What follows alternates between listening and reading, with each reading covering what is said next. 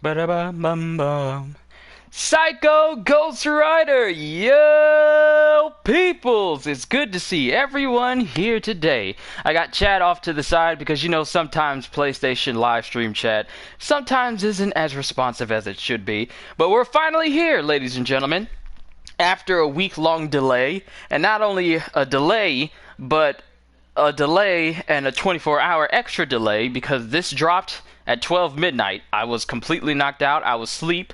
So I didn't find out until, like, I don't know, sometime earlier this morning, where I saw people in Swillow's chat talking about it, saw Vito talking about it, and pretty much everyone else talking about how good the characters were. And here I am, just sleep in my room, not knowing what I was missing out on. But today, ladies and gentlemen, we have finally reached the last character DLC pack for Pirate Warriors 4. Been looking forward to this for a very long time, and that delay just made it even longer, but now it's time to enjoy the Land of Wano pack in Pirate Warriors 4. I'm also going to work on getting myself a new headset, possibly wireless, because this one, it's nice and all, but when I want to connect it to my system to hear audio through the USB cable and get the full capabilities of this headset, the cord just jiggles inside of the headset and it just messes with it. The cord is not as reliable as it used to be. So a wireless headset with volume control is what I'm going to be working on getting next. Gone are going to be the days of wired headsets for future streams for you guys. So I'm looking forward to that. But let's go ahead and get it started. So we got Psycho, we got D-Train, Merry Christmas to you as well, and Anime D Watcher. Time to get started. Been putting this off for far too long, and I've been done with my breakfast, so now we get to enjoy everyone. And I saved up a couple of coins and some berries so that the main thing is that I get access to all of their combos and all of their ability slots, so that way we can see just what they're capable of. But from what I hear, these guys are kind of broken, so let's go ahead and get started. Okiku is now can be played in Free Log and Treasure Log. Obtained Okiku's map 1 and 2. Kinemon can now be played in Free Log and Treasure Log. Obtained his map 1 and 2. And the biggest, baddest man to ever show up in the Wano arc in flashback, but still the man, the myth, the ultimate One Piece Chad, Kozuki Oden, can now be played in Free Log and Treasure Log. Let's get it! Map 1 and 2. Ah, boy. A lot of us, we were talking about this, people in Swillow's chat, and mainly because I brought it up in my chat, but we sometimes don't go that deep into conversation. But Swillow's chat we've been talking about this for months. Ever since the data mine for these characters was discovered in the game before even the first DLC character ever came out or even was announced, we had a whole list of all the people who were going to be available. And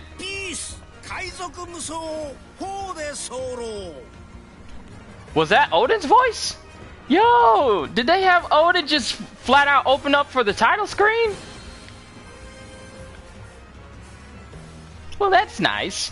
But many of us in Swillow's chat were talking about characters and how they kept delaying it, because we still don't have a reason for why they delayed this pack all this time. Now I go to the East Blue so we can know how good they are. We're going to do a bounty mission, and the first character we're going to try out is Kiku, because I hear that she's a speed type and she is Tashigi 2.0, like beyond broken. So I'm looking forward to that.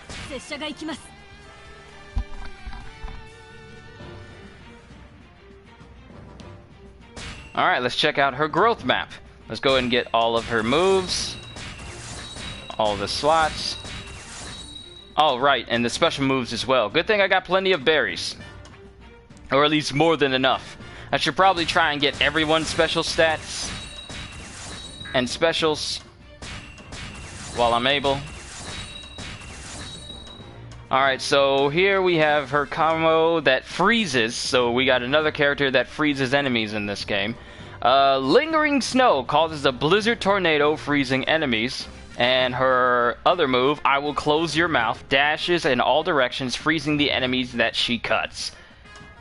Alright, so now we gotta get the other ones over there, and we gotta go all the way to this far side here for Hazy Snow. You have a Mean Heart, Flash of Snow, more skills. Kiku Nojo of the Lingering Snow, increases number of attacks performed by ground charge attacks. Ooh, that's kind of nice. I like that one.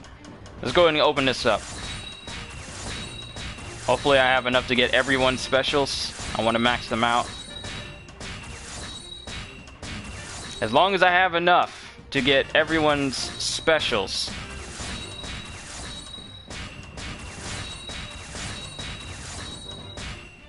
Oh, no, no, no, no, no. Oh, wait, I do need that. No, wait, no, I don't. Alright, this should be the last slot for Kiku, and that should be all of her special moves. Missing that one off to the side. I see it, I see it. Alright, that's just enough coins. And let's get Hazy Snow. And if you look through here, we have all of her special moves. Alright, we're good there. It's good enough for me. I could increase attack, but I'll say that for absolutely last. And these are just the arbitrary extra add-ons at the end. We were all kind of hoping that with this last DLC pack that maybe they would announce a Season Pass 2. More characters, more missions, and costumes, you know, things that this game desperately needs. But there's no word on it, and it's disappointing that we aren't hearing anything. Let's go ahead and get Kinemon's moves.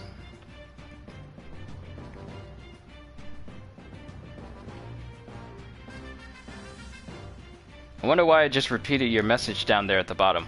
Wait, why did it repeat all y'all messages down there at the bottom? See, this is why I don't count on PS4 live stream chat all that much off to the side. They just mess with everything. I only got it up there so that way my face isn't blocking the screen at the top corner right there. But if need be, I'll just pay attention to chat that's over on this side on my laptop. So let's go ahead and get Kinemon's move. And he's got a lot of trap moves because he is the technique type, while Oden is the power type, and Kiku, obviously, is the speed type. So he's got a lot of trap moves, and from what I hear, he's broken as well. Okay, Blaze Slash. Then we have Fishing Fox.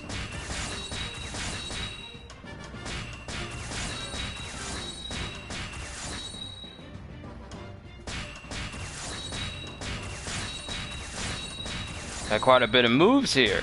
I really wish that we would get some news that they are not going to stop supporting this game, because this is the last DLC pack and it just feels like they've done the bare minimum with it, with just characters. But they could do so much more. I literally said that you guys know my stance when it comes to games nickel and diming their players, but I literally said, see, it's repeating chat off to the side again. But it's not doing that on the chat on my laptop.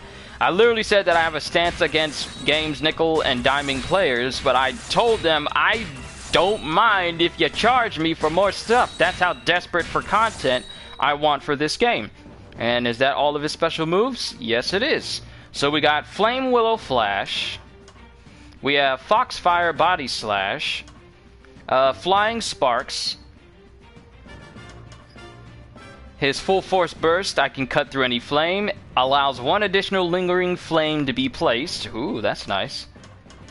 Then we have his Fishing Fox, and of course his Blaze Slash, respectively. Alright, so that's all of Kinemon's slots, and that's all of his special moves, and all of his combos. Onwards to the big man himself! And it's already showing me that he's got full-on Airborne moves as well, which is nice. I have just enough berries to get their moves. Oden Two-Sword Style Hermit's Realm Kusanagi. That's a mouthful. But I can't wait to see how he plays. Oden two-sword style mixed Bumaki causes a tornado in the vicinity that sucks in enemies. I'm sorry, this man has technique moves and he's a power type? They're just giving these combos away.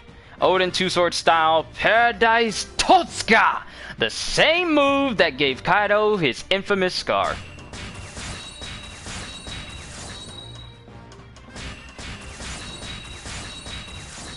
Alright, Oden two-sword style Gun Modoki unleashes countless slashes forward, knocking out enemies. Then Kuri Daimyo, the Lord of Kuri, pretty much. Full force burst. And they give him Conqueror's Haki. Wipe out surrounding enemies with a powerful burst of Haki. Funny thing is, Kaido can use Conqueror's Haki as well, but they don't allow him to actually use Conqueror's Haki in the game. Like Big Mom has it, where you can use it separately. Whitebeard has it, Luffy has it, Ace has it, Doflamingo has it, but oddly enough, Kaido doesn't have access to Conqueror's Haki in this game. I literally just checked that yesterday. Oda two-sword style Pursuit of Peace. Let's go ahead and get the rest of his combos. Look at the connection. It requires the Whitebeard's coins in order to open this up. Because remember, you know, Oden was a part of both Whitebeard's crew and Roger's crew. Not a lot of people can say they were a part of those two great pirates. Oden two-sword style Paradise Waterfall charges forward and slashes with the sword, creating a massive slash that attacks a wide range. Interesting. Is that all of Oden's moves? Yes, it is. Do we have enough where I can increase his strength? Because I pretty much should be increasing the strength of all characters. I probably let's do Kiku first. Increase her strength as far as we can with the amount of berries that we have.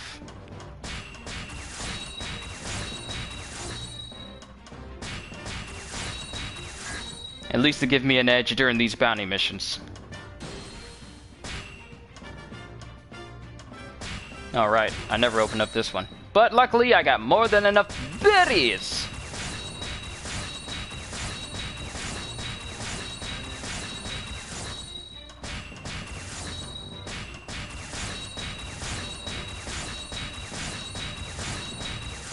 It's a good thing I stockpiled so many of these coins at once. This ought to really help out in the long run.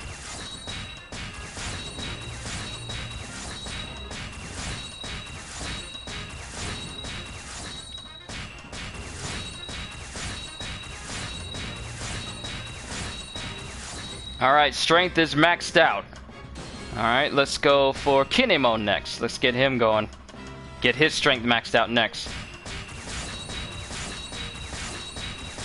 Still upset that out of all the things they could have added to the game, they didn't add an autofill feature. Because, I tell you, hitting this one at a time, instead of having the option to, do you want to put in one for one level, or do you want to max it out completely? I'm upset. I'm upset. I'm upset that they don't have an autofill feature. It's time to say it. Yeah, I don't know why they delayed. I don't know why they delayed this. They never gave a reason. One of the people in Swillow's chat. Wait, Michael, is that you? Were you the one who sent that in the Discord? Or are you a different Michael? But someone sent a picture of a ticket, of a response for a customer support ticket for the game. And it says, oh, we're sorry that this thing hasn't released already, but just keep checking on the store and it'll be there eventually. I'm like, bruh, that's not even a good response to delaying a DLC a full-on week. And then when that week is done, you delay it 24 more hours without no explanation. It was crazy. It didn't make any sense at all. I'm in the Discord of Swilla, and I did send you that post. I saw it in another Discord. Okay, Michael, it was you. It was you. I still don't understand why they never gave a reason. They posted it on Twitter at the last possible second, the first time before they delayed it, saying like, hey, this is going to be delayed until December 24th. It is now December 25th, and it's been released. They never gave a single reason as to why they delayed it. Not only that, but for some odd reason, they just swept it under the rug and didn't offer any response for why it was delayed. We didn't get no reason why. People who sent in those support tickets were just given automated messaging. Because if you're a real person and you know the reason for why it's been delayed, you would explain yourself. You do have a right to... You do have an obligation to explain to us why something many of us paid for, myself included, since I got the deluxe edition of this game and it had the season's pass with it. You are obligated to explain to us why something was delayed, and a lot of us were really waiting on it. That's not all the fist upgrades, is it? No, there's the last one right there. I need to get that. I got just enough.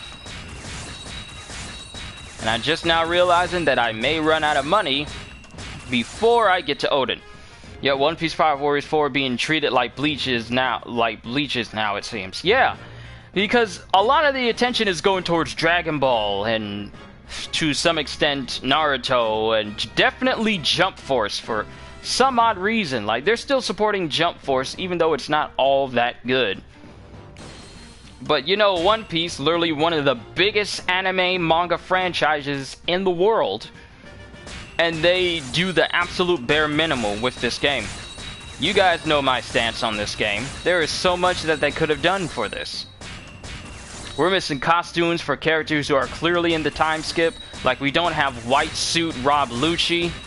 It's an absolute travesty. We don't have time skip Akainu. He doesn't even get a different costume. We don't have any other outfits for the Straw Hats in Wano. All we get is Zoro, Luffy, and Nami. They only got Nami because, you know, fan service, but we didn't get anything else more than that. Yeah, I'm out of money. I'm out of money. And I still got all these points up here in order to increase Oden. But once we play with Kiku, it should kind of help us out. Alright, let me get to the game, because I'm getting distracted here, and if I keep talking about this game, I'm going to go on another rant like I did last night. And then at the same time, I kind of don't care. Chopper was made into a joke. Yeah, he was. I don't know why they keep thinking that Chopper's Kung Fu point is the only form he can fight in. Like, bruh, do you even watch the show? He uses any form available, even though Kung Fu point is his most, I want to say, martial arts oriented. It's not the only form he can actually take.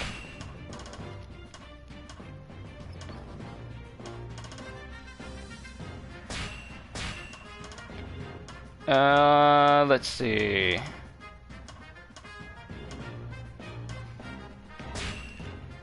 Let's do that, because Kiku's attacks do increase on the ground even more during her full force burst.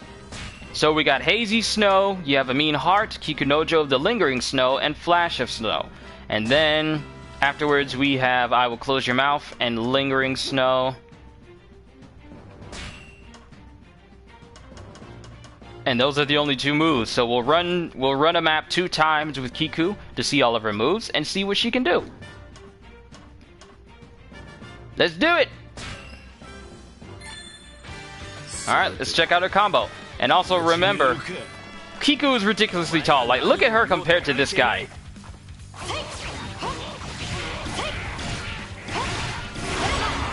Ooh.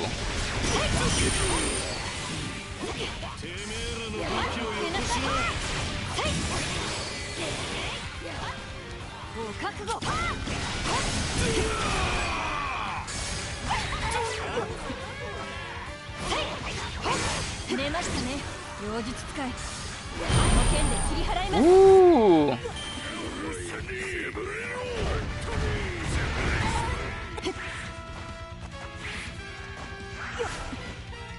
Alright. Taunt, you say?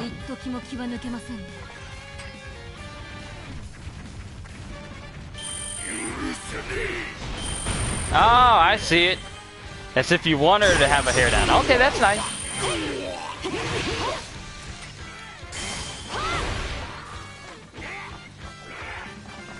If I don't get knocked around first, yeah. You know what's funny? I never use tenacity. Even though it's supposed to help you get knocked down less, you never really notice much of a difference. Ooh.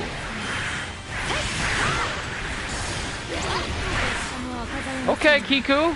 And you're a speed type. That move right there. That's good. That is really good.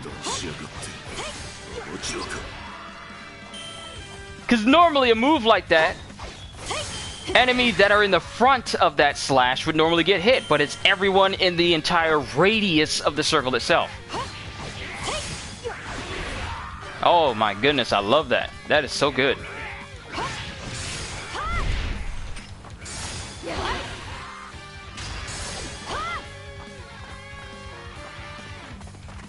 She's a speed type, but she plays like speed and tech type. It's ridiculous. And the fact that this slash travels through everyone and it's got distance. Oh, this is so nice. Now, of course, I'm destroying enemies easily because I'm going from, like, the,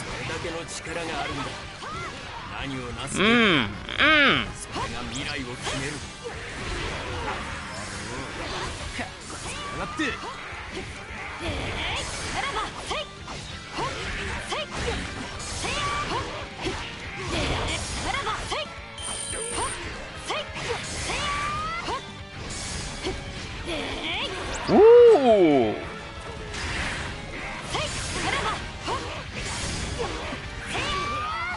Oh, that is nice. I like this. Oh my goodness. Is she the best speed type now? This is now the best speed type. There is no one else who is better than Kiku right now. And I haven't even seen her whole moves. And just freezes everyone.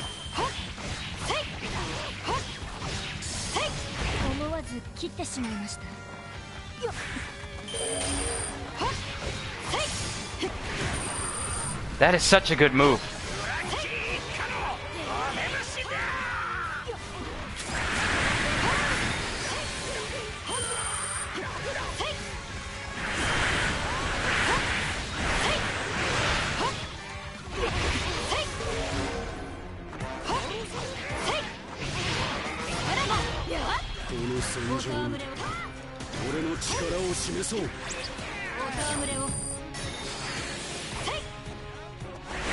Wait a minute.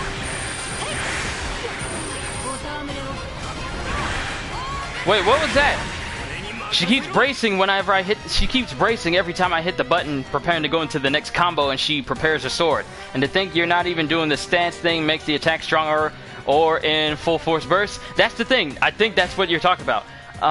Let me see. Use square. That's what I'm doing, but I never noticed. Okiku is known as Kiku Nojo, the Lingering Snow. Fittingly, she is able to use several attacks which freeze her enemies. Use square after a charge attack to enter a sword-drawing stance, causing her next attack to deal increased damage.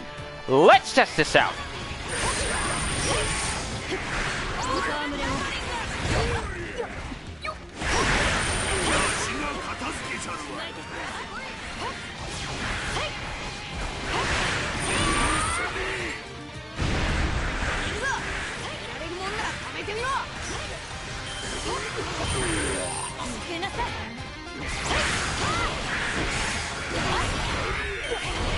Alright, let's see if I'm doing this right.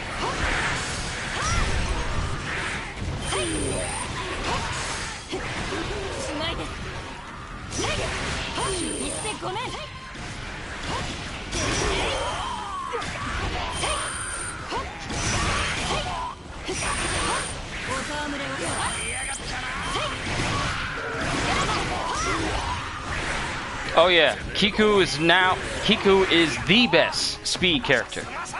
So many good moves. My goodness. Pretty much the moment you use a strong attack, you can press light attack, go back into light combo route again, and the next heavy attack and keep doing it.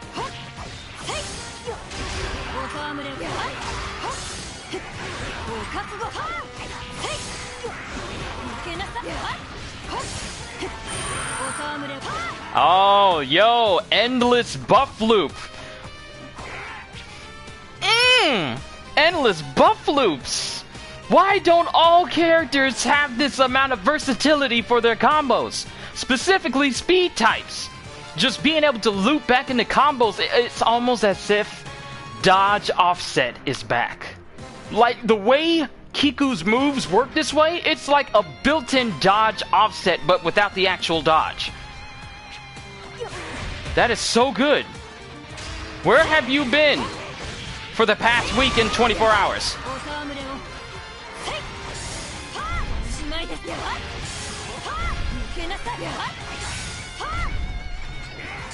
Why doesn't Tashigi have this? Because whoever helped develop this game just completely forgot what made every character great in Pirate Warriors 3. Sorry, I'm getting distracted. This combat is good. Let me tell you. I'm having more fun with this combat than I did with the Worst Generation pack. Worst Generation pack didn't do it for me, but this right here, I'm not even on Kinemon or Oden, and this is already working out really well. So now time to try out some special moves, since we know how good her combos are. And I just got knocked out of that special.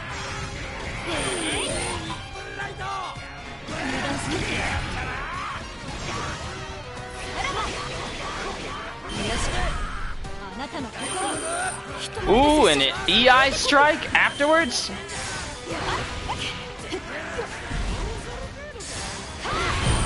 Get out of here, Frankie.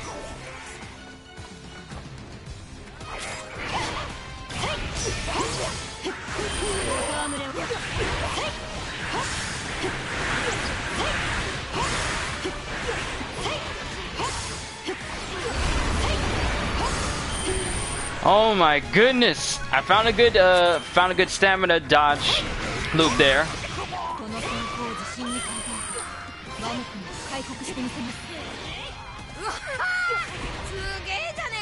Wish this bounty mode went higher. I wish there was just a flat-out endless mode. A flat-out endless mode, a horde mode. Just survive as long as you can.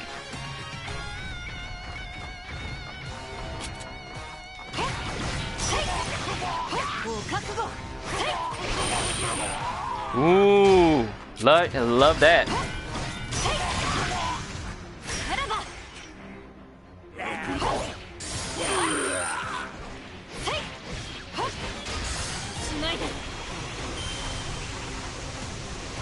Live as long as you can sounds way better. Yes!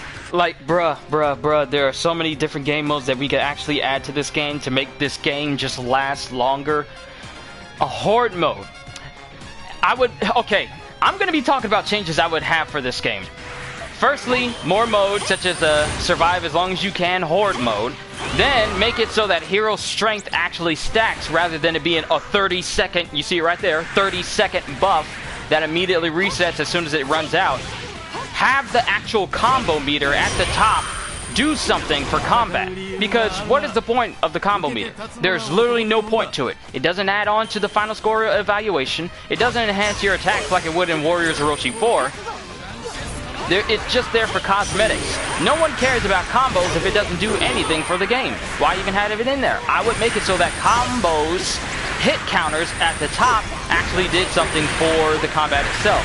The higher your combo, the more damage you do. And that can stack with the skills you have. Hero strength, it can stack the more KO that you get until you are literally able to just take out hundreds upon hundreds of people with just the simplest attacks. That could even make Chopper actually be someone worth playing. These are just ideas that I've been having for this game for quite some time. My goodness, this is just the speed type. I can't wait to see. I can't wait to see what Kinemon and Oden can do. Specifically Oden. But those are just ideas. Sorry if I'm yelling. It's just that sometimes having a headset on kind of makes me forget the volume that I'm screaming at. For time for full-time burst, by the way, Sanji can't hit me. Well, that's a nice perk. Endless Horde mode, huh? Sounds too cool. Too bad the special edition did it before this game, especially with this one mode they added for it.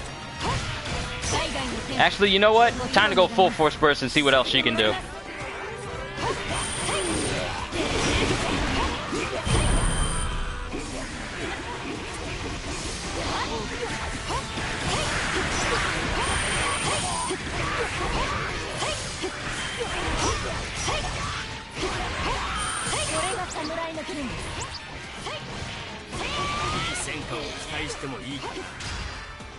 Woo, you better go, Kiku!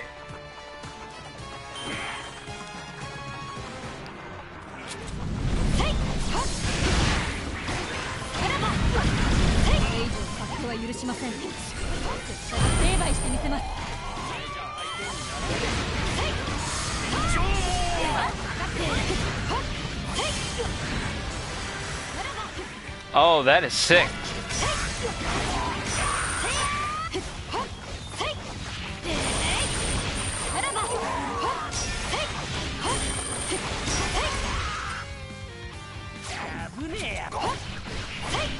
Just straight nasty.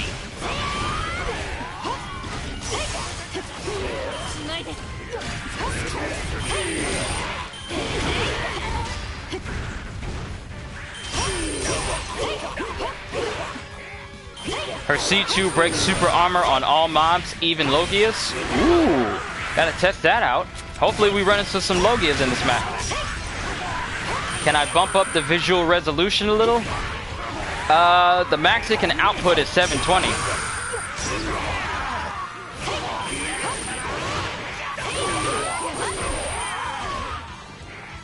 I mean, the best I can do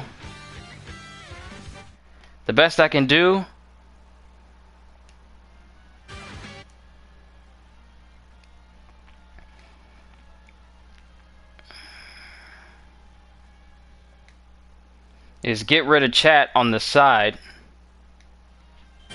and then just do that.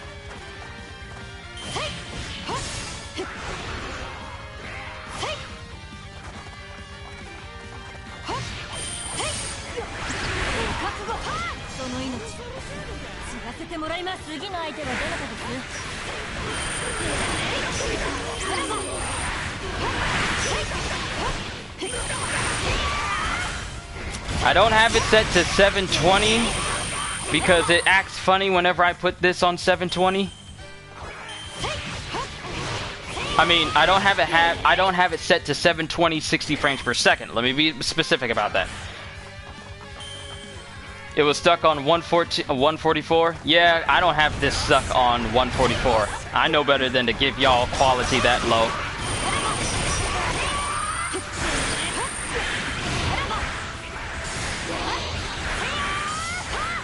Oh, that is so ridiculous. Why is she so good?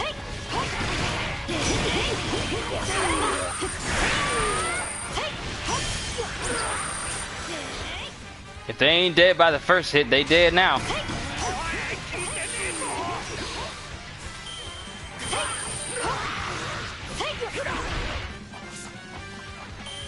I wish there was an endless bounty mission. Like, sure, a certain amount of time needs to pass before you can just straight up leave, but I would love for an endless bounty mission. Go to, like, 999,999,999. Or 999,999,999.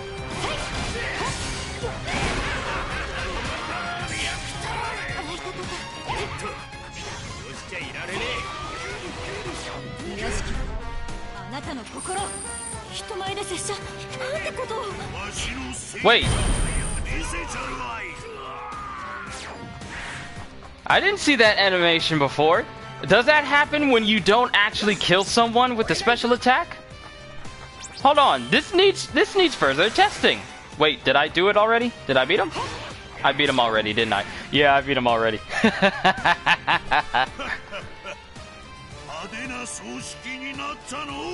Let me get rid of all these other pages that I don't need up here.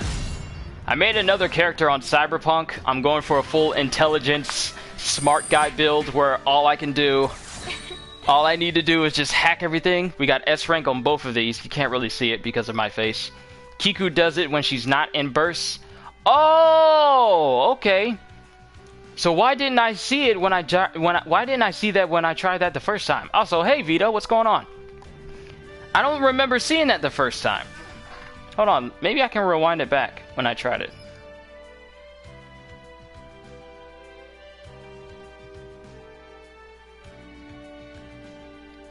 Because I did her special attack at some point against Frankie.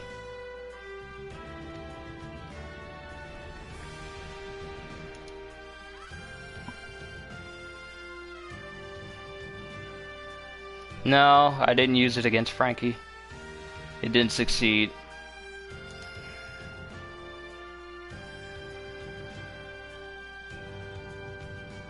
Okay, he hit me with the nipple lights.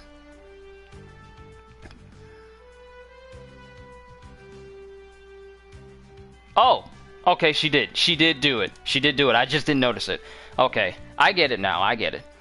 But since my resolution was fine before, I'm going to put it back so that way you guys can see the whole screen, rather than me blocking portions of it. Because it was just CJ's phone. That's why it wasn't working right. Alright, S ranks. Got an extra coin. Alright. We should have a little bit more, so let's work on maxing out. I believe it was either Kinemon or Oden's strength stat just a little bit. Ooh, I got 8 people in here. What's going on, everybody? Yo! Merry Christmas! Time to check Vito's videos and see if he has any done comments again. I've been getting those same comments as well. You know, the women who have nothing else on but an apron. Yeah, I've been getting those too. They've been putting my remove comment trigger finger to the real test there. So far, I have not lost. Alright, so we said I was going to do map 2 times with the character, so I can see all of her moves. Let's go with Kiku again! I'm going to keep these attacks that I got on here because they really work. It really works for her. Okay, so you have a mean heart. We already seen hazy snow. Let's switch that out for I will close your mouth. And then we'll switch out Flash of Snow for Lingering Snow. Get ready for Way of the Samurai Muso moves. Alright, let's see what she got. But first things first, she's maxed out on attacks. Kinemon is maxed out on attacks. So I should have enough where I can try and put some attacks for Oden. And I just realized that I still had this one to upgrade. Please let me have enough. I am being denied! But this is the last strength upgrade we need for his second map. Well, his first map. Still need to save up for a little bit after. Do you think I could learn to sing or rap at least partially in Japanese like Xiao of like a Xiao does? Possibly. 1 week and 1 day later we get this. Vito, I don't know what to tell you about why we got delayed with this so long. That note that screenshot that Michael sent yesterday, it was just absolutely abysmal. That's not that's not the response that you give to someone who's, you know, paid for the season's pass, especially with they got the deluxe edition. You don't give them this bot response of, oh, we're sorry you don't see this in here. Maybe just wait around until it pops up. Like, bruh, tell us why it got delayed. You know why it got delayed. Don't tell me that you sent everyone home for Christmas, because y'all still pumping out stuff for every other region. So why was PlayStation in the US the only people who didn't get this DLC on time? Suspect. Back to the game though, I'm getting distracted. And we're in a bigger map, so we should be able to see her moves better.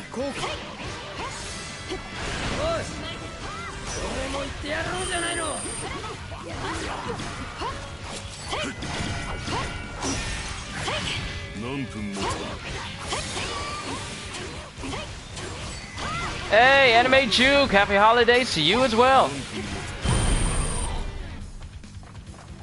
It's America. They ain't trying to do anything during the holidays. I gotta cook, so I was just stepping in. Oh, thanks for popping in. Hope you have a very Merry Christmas and you enjoy your time with your loved ones.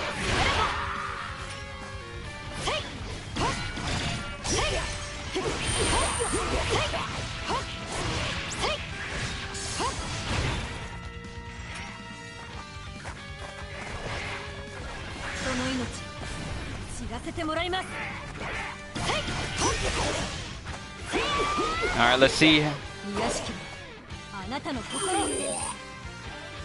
Alright, so she doesn't look behind her when she's in full force burst, just like Michael said. Nice. Alright, let's see what her other moves do. She's got a trap move here.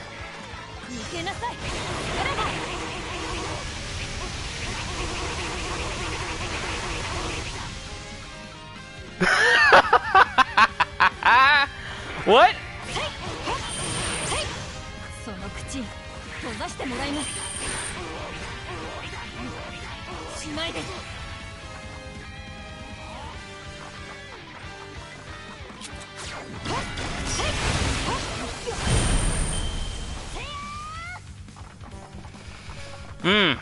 Kiku's just straight nasty.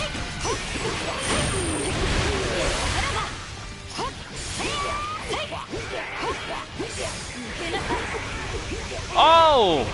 She's got air nados now?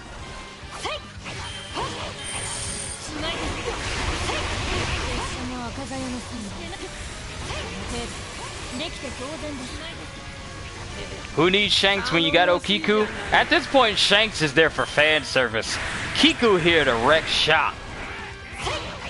Because the sad thing is, what would make Shanks an overpowered character here is if in his full force burst, his sword charges were infinite, instead of you having to do a full combo to charge it, then use it off on another attack, and then you have to do another full combo in order to recharge it. They missed the ball with both Shanks and Mihawk in that regard. Whereas Kiku here,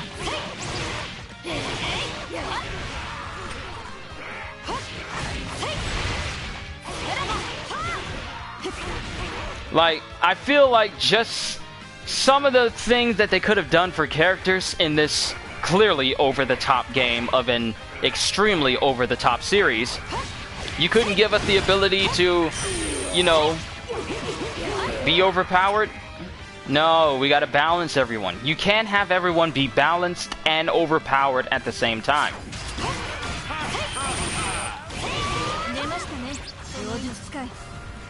Sorry, but her full force burst is just everything.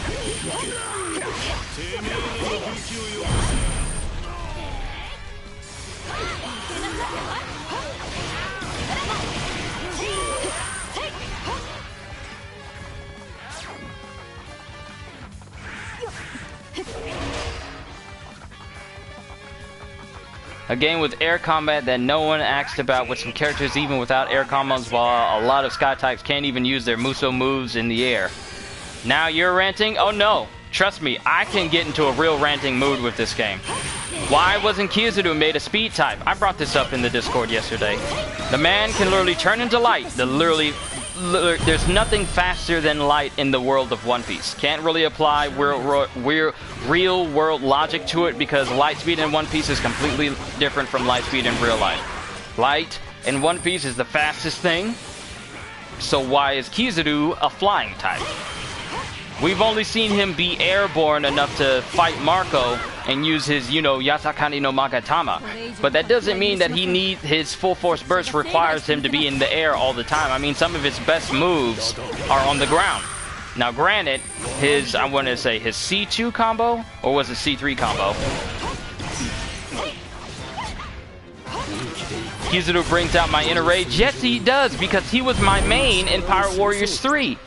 Go in Logia form and just wreck shop with him, especially with hero strength when it wasn't super nerfed back then. He was just an all-around awesome character to use. His air C2, or is it C3? I need to get my terminology for that correct. The move where he just teleports around, shoots lasers down, does a flip backwards, and then shoots another laser down. That move was his safest airborne move in Pirate Warriors 3. But it's like they didn't even bother making sure that his attacks and the gimmicks of it stayed even remotely consistent. Then you have now we have bigger maps, yet somehow some attacks feel even smaller than they were before. Kizaru's explosions don't seem as big like they were in Pirate Warriors 3 when they should be bigger. I mean, the man can literally nuke things. Yet you give us explosions that are the size of hand grenades. I know I said the same thing yesterday, I'm just paraphrasing it.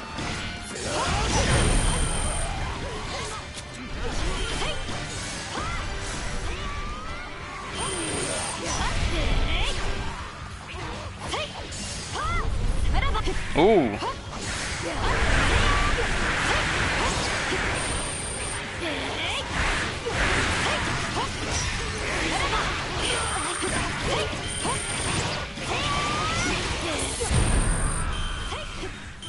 Goodness.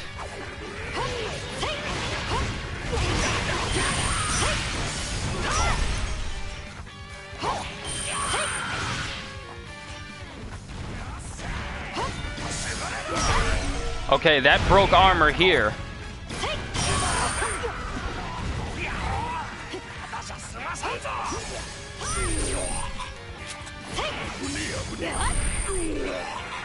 We'll have to see how this works on true Pirate Warriors.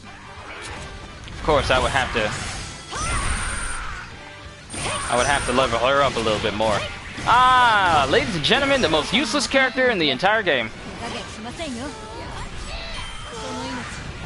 Now to hit him with that 3-hit armor breaking combo.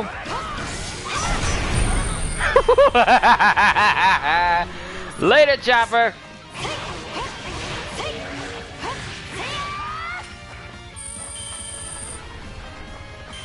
Have either of you heard of the famed World War II soldier Jack Churchill? I have not.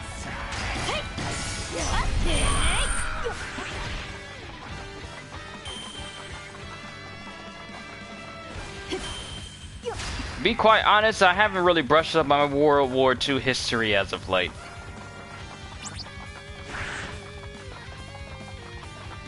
Maybe I should take off the on-land enhancement and switch it out for a full force burst extender.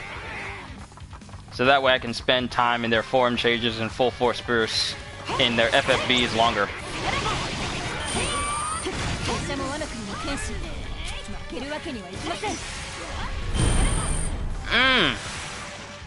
This is the easiest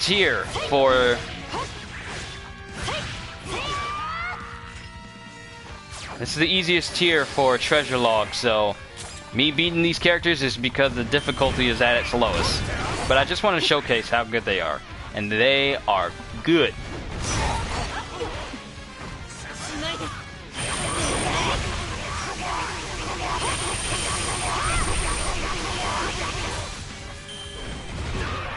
Man, can Kuzan be this good with his... Is Kuzan this good with his ice? Because I feel like some of his moves could deal with a lot more 360 range rather than it just being upfront damage.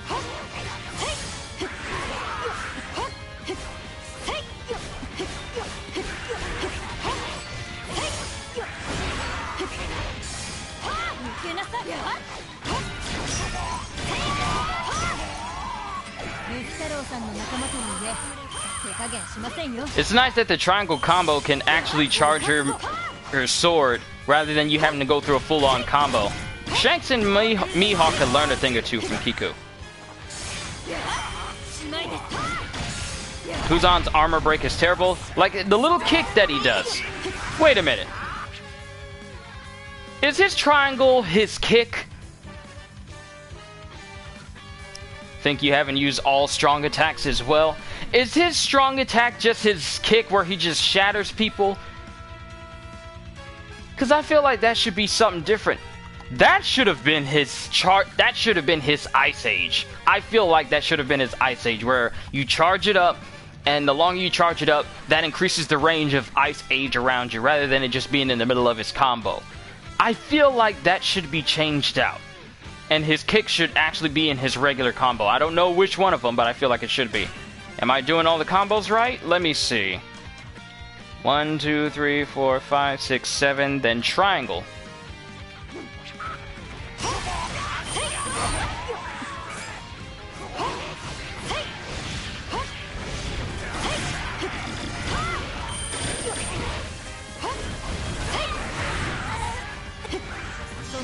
Alright, that's enough of hitting me.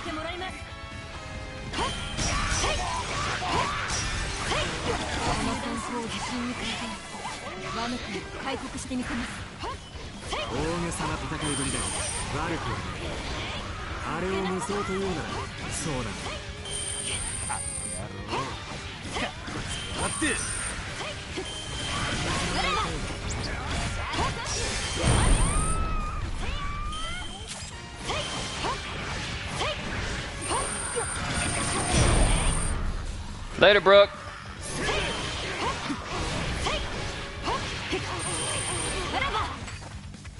Yeah, I hate that little shockwave as well. You got a person in the middle of a combo, and they're like, you know what? Let me just pretend I'm Meliodas and just do full counter and just break your whole combo. It is incredibly annoying.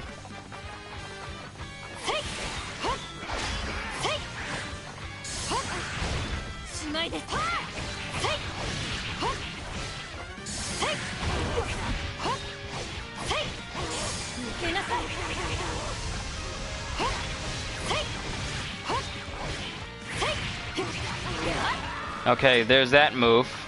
Okay, so let's just do all the moves in order. So there's this one. Square triangle. Square, square, triangle.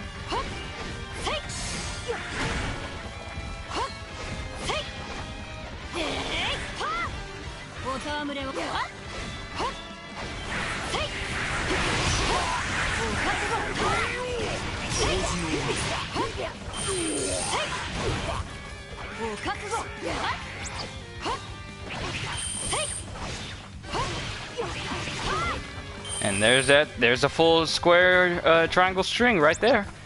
Very good though. Then Airborne.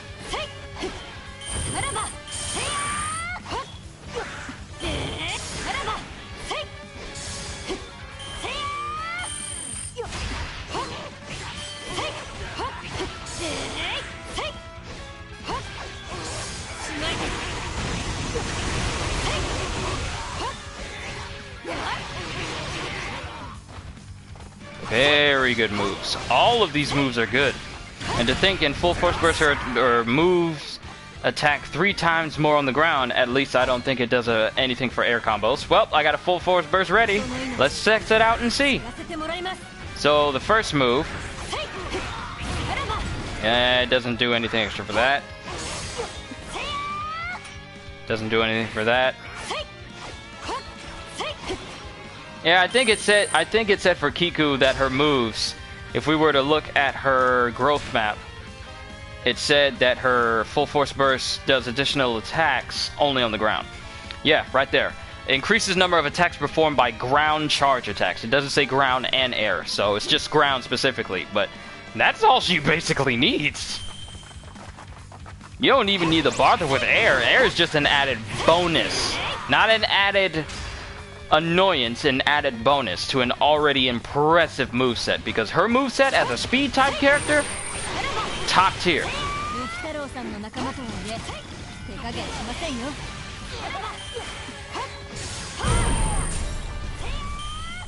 And I just shattered Sanji. It's ridiculous, and the range she has with this.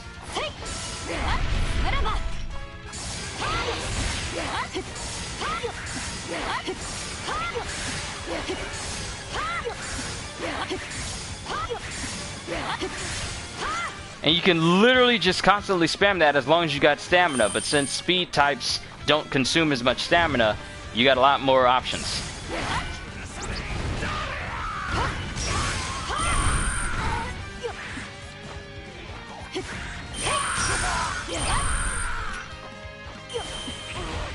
This armor break move though. And look, it doesn't even require a special move gauge in order to use it.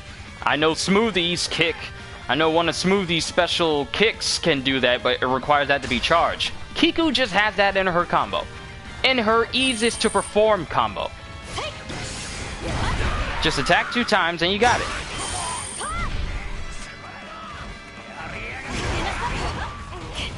I'm getting distracted here by how good this moveset is. I could be done with this mission already, but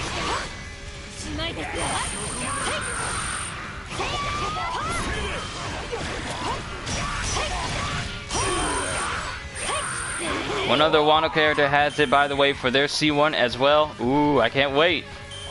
But Kiku has a lot of good moves. I don't think there's any moves that is bad for Kiku. I mean, granted, some of the specials that are 1-star, they're alright, but that doesn't mean her entire moveset is bad. If I were to, I'm going to be honest with you, if I were to suggest any DLC pack for anyone, I would actually suggest getting the Wano pack over every other character. Because as of right now, Okiku is making a very good impression.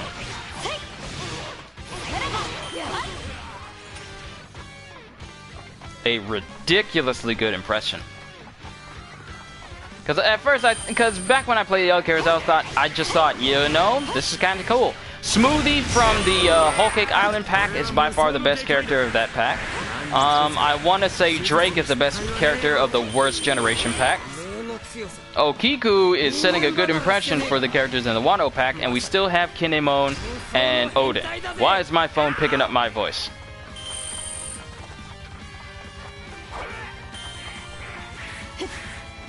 Mostly because the monk is so slow. Yeah.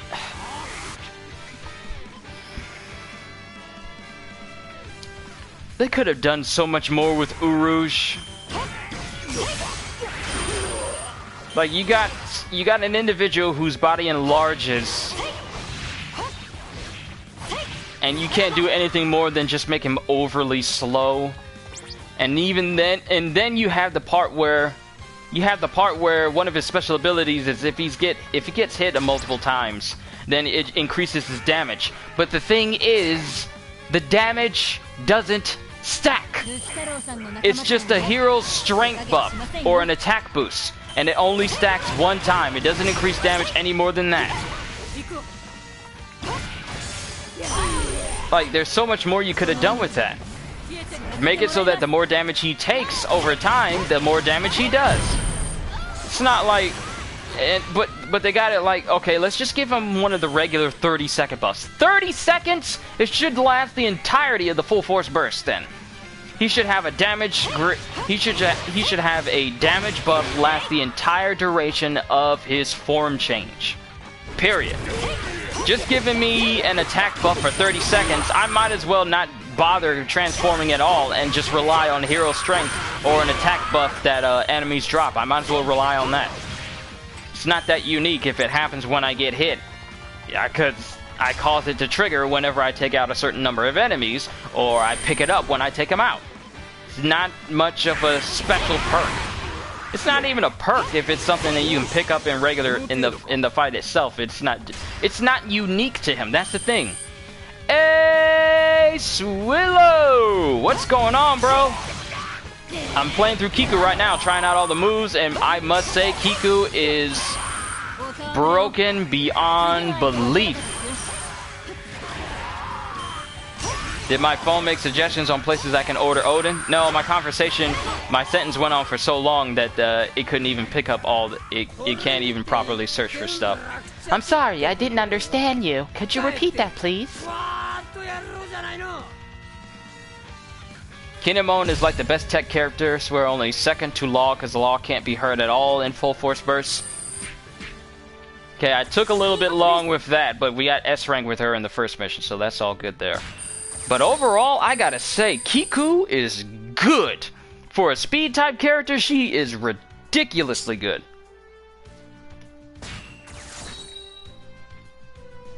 It doesn't make any sense. Here's the thing. People want characters to be balanced, and some people actually think that the roster for this game is balanced when it's not, because you got Kiku right here, and she outclasses every single speed character type in this whole game. That's not balance. Clearly they're not trying to make everyone balanced. But let me get off my soapbox, because it's Kinemon's turns next. Who's my favorite so far? Kiku is now the best speed type character in the whole game for me, so I'm enjoying her, like, really. And the fact that her full force burst gives her more attacks on the ground, it's already massively impressive. Then there's Tashigi, one of the worst speed types Then you got Chopper, the worst technique type.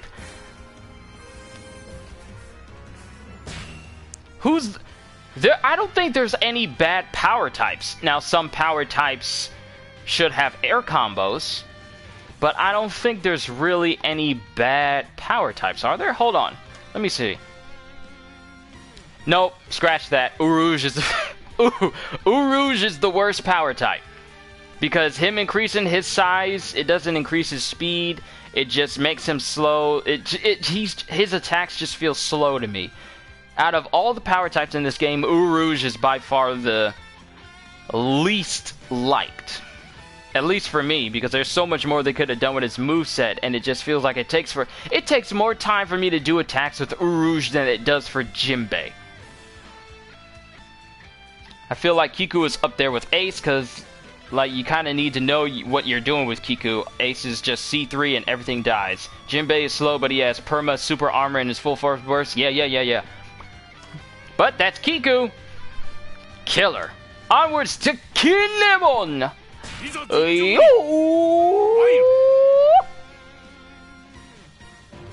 I can't. Oh no, I'm not doing this map. Not the hallways of the mansion. Not the hallways of Whole Cake Island. You can forget that. That is the worst map in this entire game. Right there next to the Seducing Woods. Closed in spaces in a game where you're supposed to take out hundreds of enemies? Who does that? Who does that? Then again, I am forgetting about the whole last mission in Hyrule Warriors, where most of the fighting takes place in tight hallways. But at least here in Pirate Warriors, no area should be closed in, especially when you have giant characters. That's how I feel about Ennie's Lobby. Okay, so the worst maps in this game are the hallways of Whole Cake Island. I don't want to do Water 7. Water 7 feels like it's got some good open spaces, but I don't want to do that. I don't want to do this either. I need wide open spaces. Do we ever... Wait, hold on. Correct me if I'm wrong, but do we ever get bounty missions in Marineford? Is it possible to get bounty missions in Marineford? Because I don't think I have Marineford pop up unless the mission itself is specifically themed in Marineford.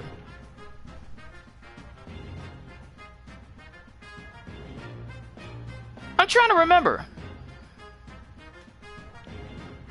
I don't think we do. I don't think we get any bounty missions in Marineford. Someone correct me if I'm wrong, please, but I have yet to have a bounty mission in recent months where it was in Marineford.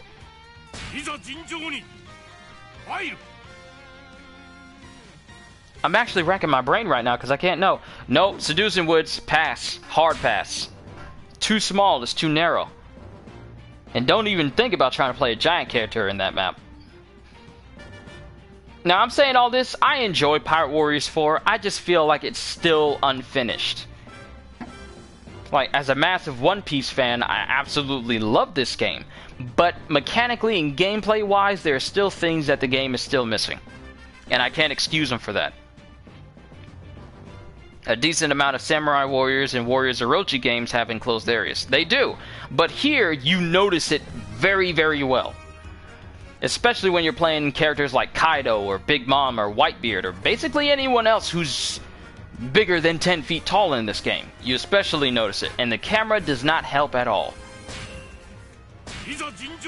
I'm re-rolling until I get a nice map that is not Whole Cake Island. Blackbeard being the weakest to Logia users, even though he's meant to beat them easily. Look, why did they get rid... not the Corridor Coliseum either, it's still too small for me. I don't understand why they got rid of skills like Power to Perceive One's True Form, which would allow a person to do damage against Logia users, even if they're in a Logia state. Literally one of the benchmarks of Pirate Warriors 3 that made it less tedious to fight Logias, and they get rid of that skill. They get rid of character-specific skills and try and integrate some of them into their full force burst, but even then, to some degree, some characters' skills aren't as powerful as they used to be back in Pirate Warriors 3. Stop putting me in the seducing woods! See, I'm spending just as much time re-rolling a new map than I was re-rolling mods and equipment slots on legendary gear in Cyberpunk. They made it so Smoker does more damage to Devil Fruit. He made it so Smoker does more damage to Devil Fruit users, but still can't hit Logia users. It doesn't make any sense. It's like they completely forgot about staying true to the source material for every character. Sanji, though, yep, can guarantee that he'll never be able to hit a person, never be able to hit a woman. That's the only exception that has remained constant in all the games. But no, let's just forget that Blackbeard can do damage to pretty much all Devil Fruit users. Let's forget that Smoker's weapon has Sea Prism Stone, so it can actually affect Devil Fruit users. It just makes no sense. This is Dressrosa. I'll take it. I'll take it. Alright, so let's go ahead and set Kinemon up. Strong square and triangle. Let's get hero strength in there just because. And let's get resilience in there, and then last one will be on land enhancement. That'll be the build I go with them for these showcases here for today. Where is on land enhancement? Did I bypass it? I think I bypassed it. There it is. Put full burst boost. You mean the duration or just the resilience, or full force burst enhancement? Is that what you mean? Okay, so increase the duration then. Okay, okay. Alright, so we have Flying Sparks. There's a tech one for techs only, I think. Alright, I forgot he is a tech type.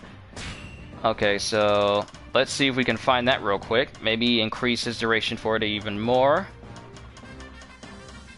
That should be...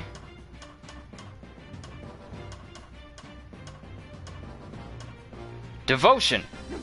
Okay, so maybe we'll take out Hero Strength because it doesn't stack. It doesn't stack. So let's add in Devotion and Resilience, see how it can go. Okiku is a throwback to Power Warriors 3 Kazuna, though, but speed types also normally don't have extensions.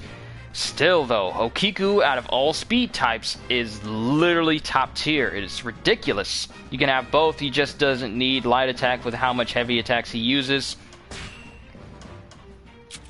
Alright, so we'll take that out. And let's see... Power Overwhelming. I forgot I need to put that on there as well, just to have like a little bit of extra oomph. I mean, this is the first tier for Treasure Log, so I don't need to go all out in order to do a lot of damage.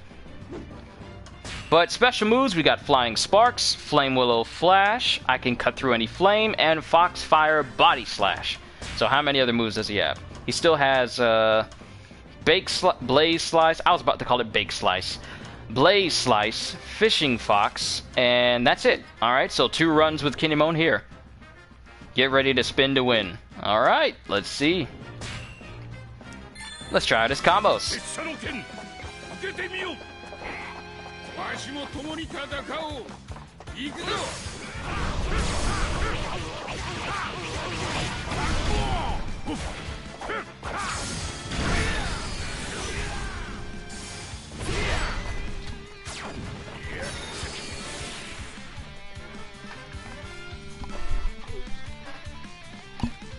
Okay. Yo, I haven't looked at gameplay. I haven't looked at gameplay of Okiku, Kinemon, and Oden, so know that my reaction to these attacks are genuine.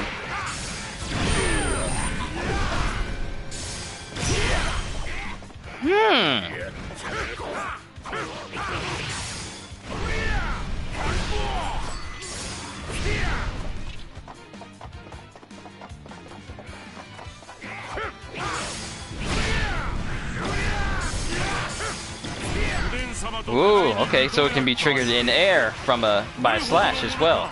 Oh, I see that reference to Oden right there.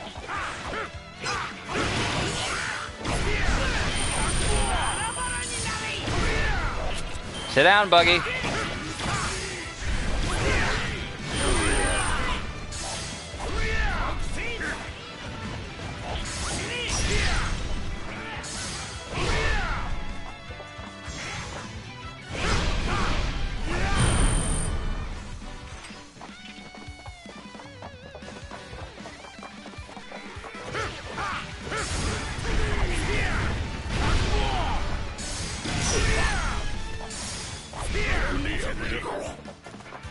Alright, so let me see his combo list. Okay, Kinemon is a samurai who uses Firefox style, allowing him to control fire. The lingering flames created by each of his charge attacks will then flare up when triangle or airborne triangle is used. If an absorption attack is used, all the lingering flames can be gathered into a giant battle pyre?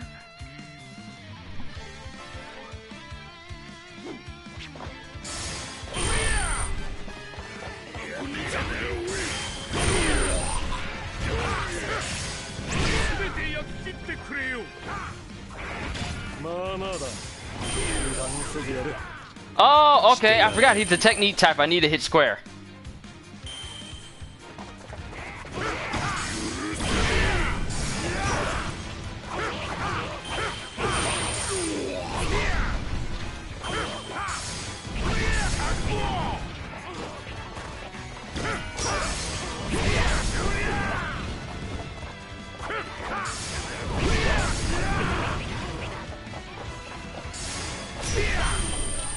Oh, I see it now.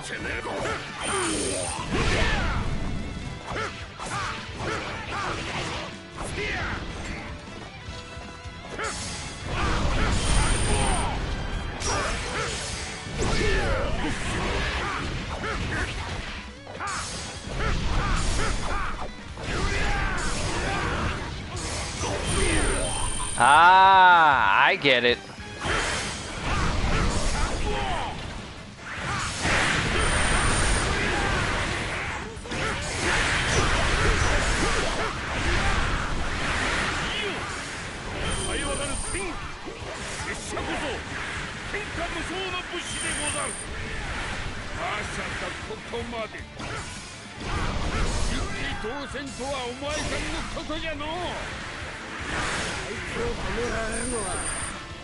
Yeah, I gotta work on that for technique character types. So a little flame here.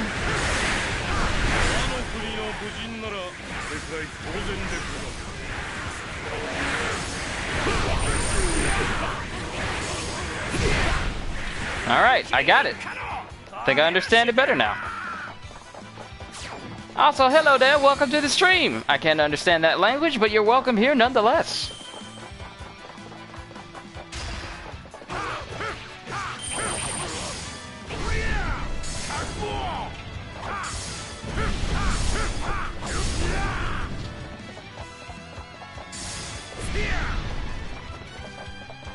Okay, I understand how he works now.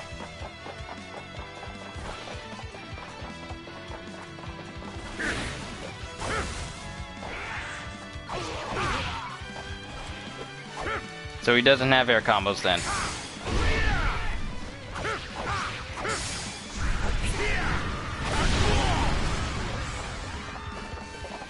Alright, let's see what his full force burst can do.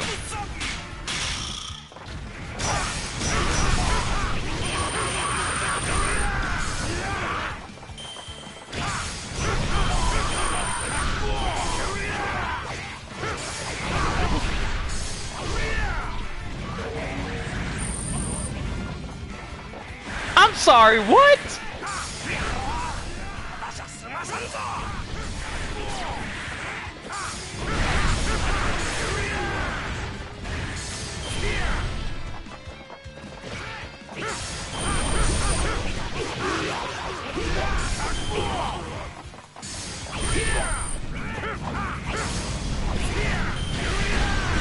Woo!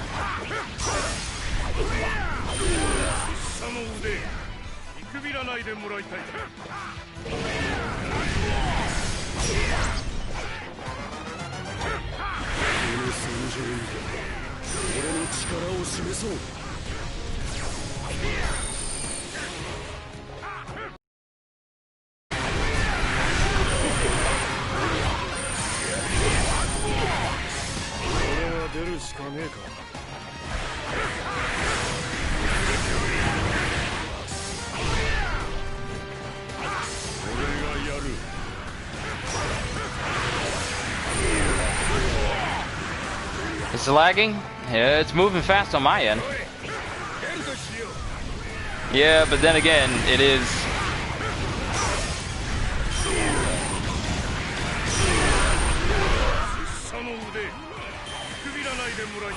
Looks like his special moves can trigger the fire effects as well.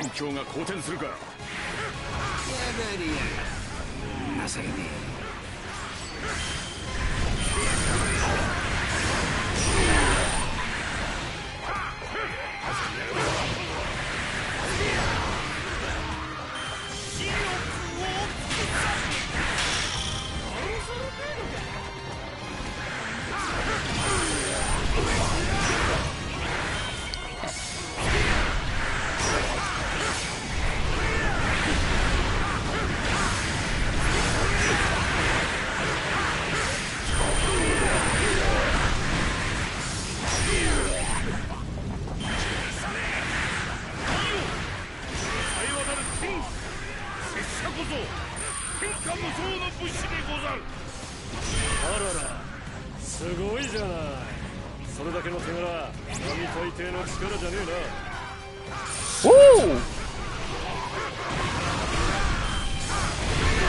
There is just so much fire!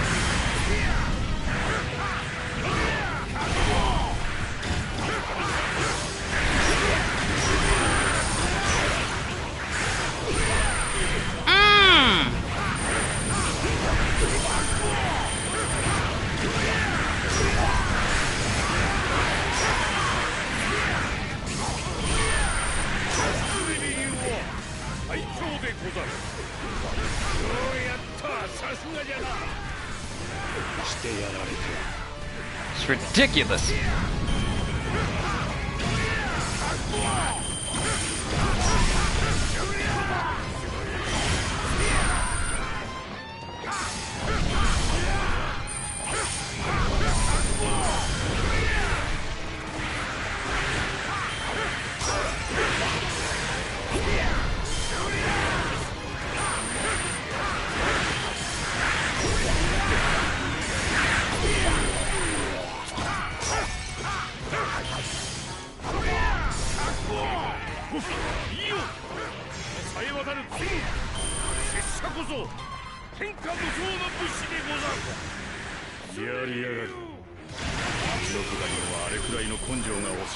I wonder if that special can trigger the flame spots. This requires further testing. It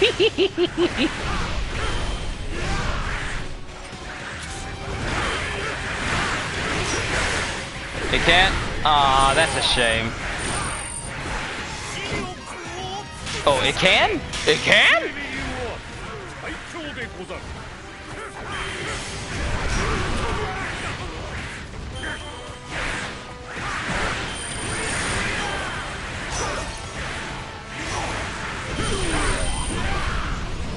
Woo!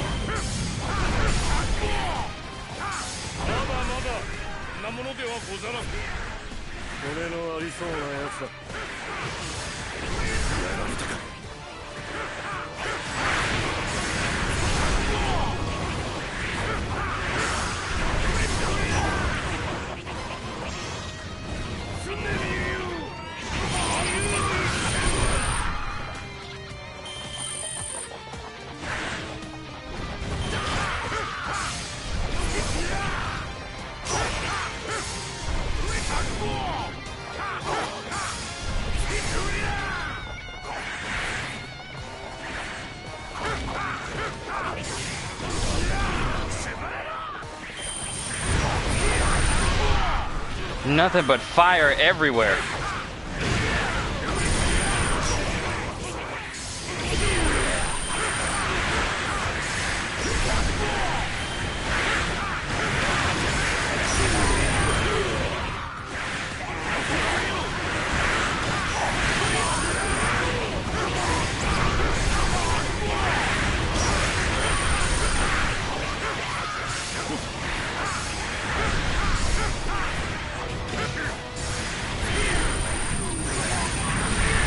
Oh my goodness! Best technique type right here. Him and Law. Law gets an additional one. Law gets a leg up just because he can survive longer. There's a limit to how many flames you can have on the ground, though not sure how much. Well, let's test it.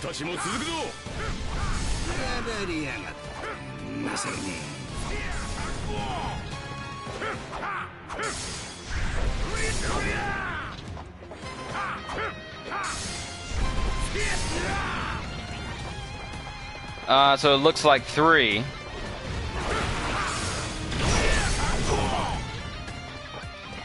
Yep, looks like 3 is the limit.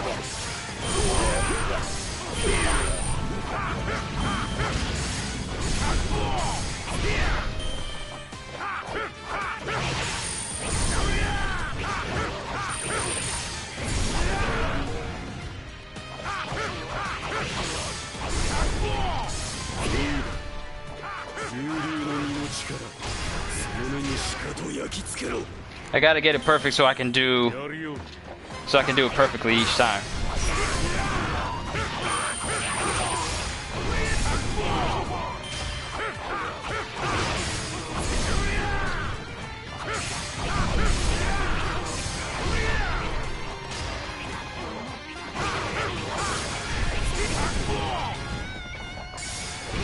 Because right now it's not doing the flame rain. I need to make sure I do the combo right.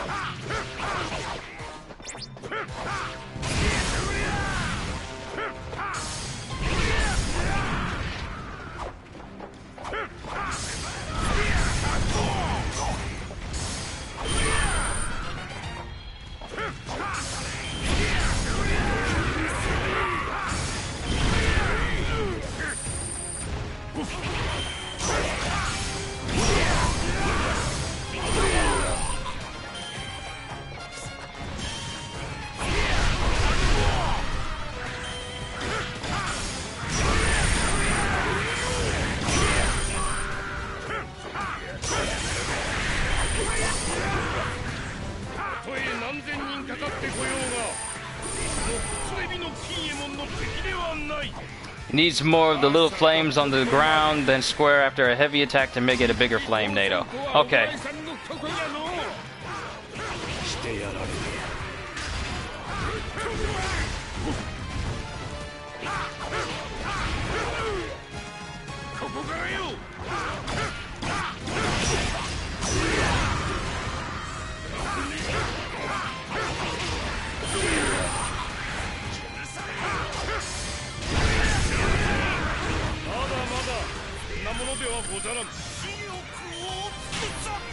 Alright, let's do this right.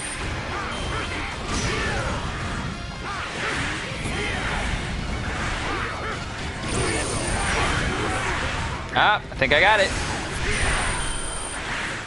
There it is.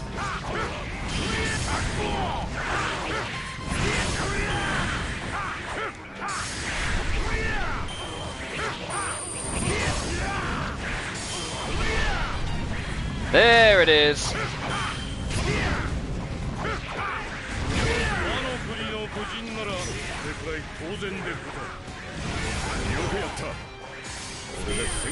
Yep, I got the hang of it now.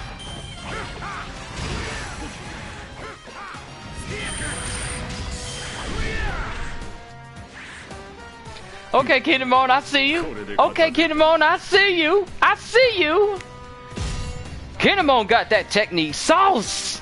I'm probably not going to get a good score with the clear time, But the KOs, though. Yeah, Kinemon got that sauce. That technique sauce. If only all other technique types other than Kinemon and Law had this level of togetherness, for lack of a better word. Still wonder if Law's full force burst being unhurtable is a bug or something. I honestly don't know. I wouldn't put it past Bamco to make it so that Law can't take damage, or it's just a bug that they've chosen not to iron out. It hasn't been something that's been brought to a lot of people's attention, so I'd imagine if they don't bring it to Bamco's attention all that much, then they ain't gonna do anything about it. Then again, we've been bringing costumes and more content changes to their attention, and they still haven't done anything, so they're probably just ignorant to it. Alright, another run with Kinemon to see the rest of his special moves, and then we'll move on to the big man himself. Now, if only he went against Kaido and sliced the Bodo breaths too. Well, I mean, he does that during the story mode. I mean, this game kind of spoiled what we would have seen, what was going to happen in future chapters of One Piece before those chapters even came out. Like Kinemon slicing Kaido's Bolo breath at the end of this game's story mode happened months before that chapter ever released. And then you have Kaido, where he's saying, "Wo-ro-ro-ro-ro-ro," and he's causing the ice chunks to come down, and he roars at the end. That's that same roar he does that sends out invisible slashes that also took off Okiku's arm. So, pretty much everything everyone can do in this game is essentially a bit of a spoiler for chapters that we had not read at the time. It just didn't dawn on me. I was playing Kaido yesterday and seeing him roar out loud and then blowing back enemies with that. That was that same roar he did that took off Okiku's arm and can send out invisible air slashes. I just didn't put two and two together.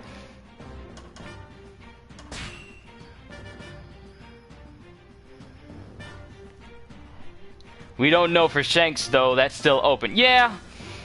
Shanks is still a wild card. I mean, let me just be specific. Kinemon and Kaido are pretty much Kinemon and Kaido are pretty much the only ones who we've seen have moves that are essentially what they were in the chapters themselves, but we just didn't know it at the time. As far as Shanks is concerned, we don't know a thing. But let me switch out Flying Sparks for Bake Slice. That's its new name now. By the way, do not pick Kinemon's counter. It sucks.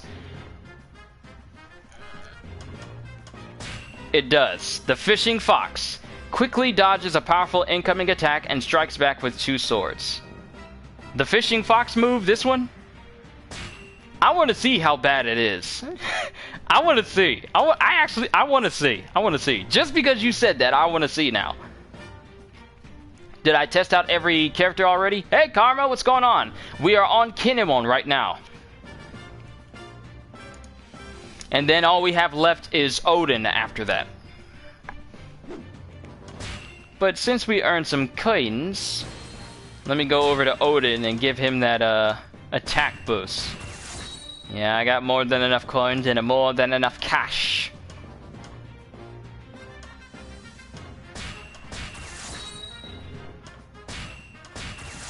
Let me just open up all of his strength. Oh, I don't have enough berries. That's the thing. It's not that I don't have enough coins, I just don't have enough berries. Wait, what did I do all this time? I've already played through Kiku.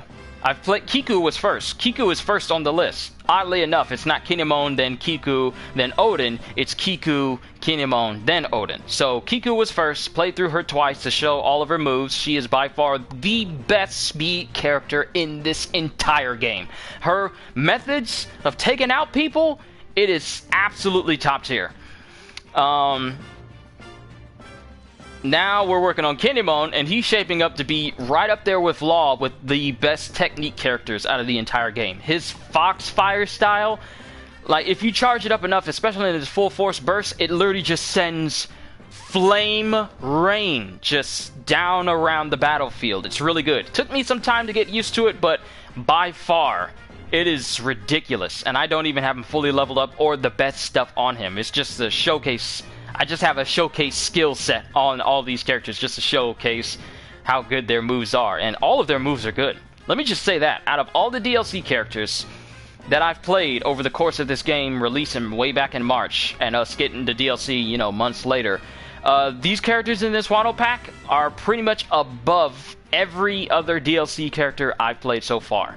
If I were to suggest any pack, I would suggest the Wano pack above all else right now, and I haven't even gotten to Oden yet. But I'm going to keep the same stats that I got on them. This is Water 7. It's not bad. I just wish that some of the pathways weren't as narrow. So, I'll do this one. Now let's see how bad this move is.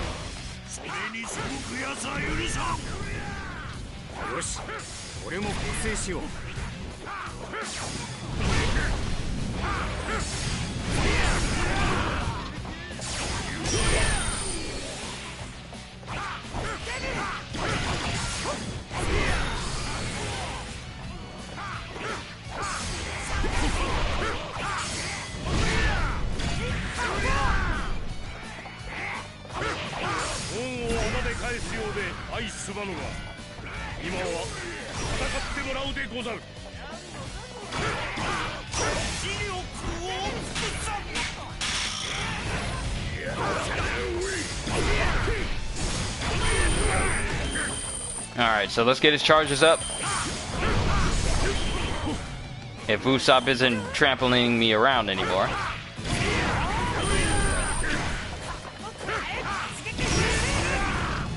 And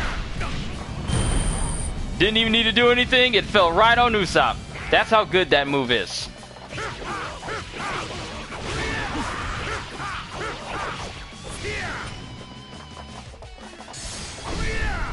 Alright, I forgot to charge it up.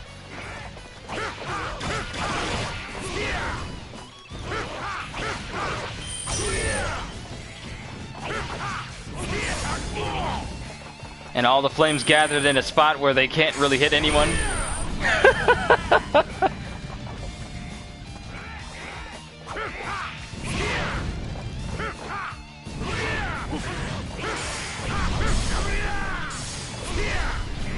This move just has so much range to it. I believe that range is bigger than any explosion that Kizaru can ever shoot out. I'm sorry, it's just that Kizaru has always been my main in this game, and the fact that so many characters get so many bigger attacks than, you know, his nuke explosions. Let me calm down. It just upsets me, you know? Alright, let's see this move then. Okay, he's getting kicked by these regular guys. And it is doing nothing.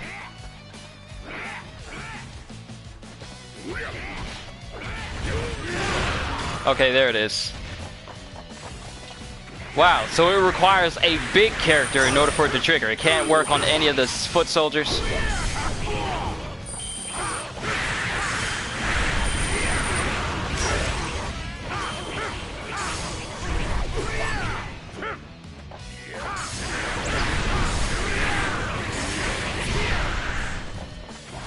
Alright, what about this one? Okay, that's his special. I already seen that already. My mistake. My apologies. Let's find another crowd. That seems like a bug.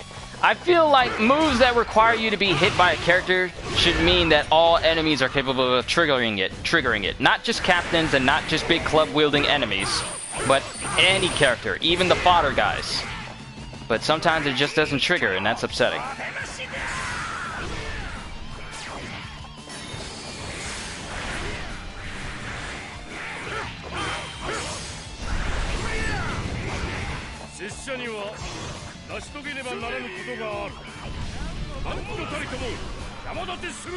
Now the question is, can that trigger fire spots as well?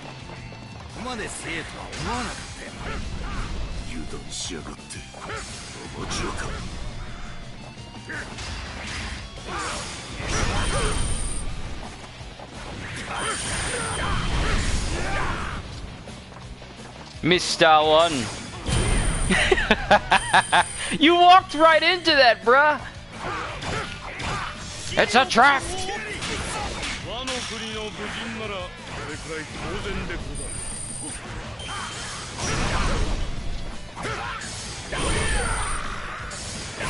Ah, I triggered it too much.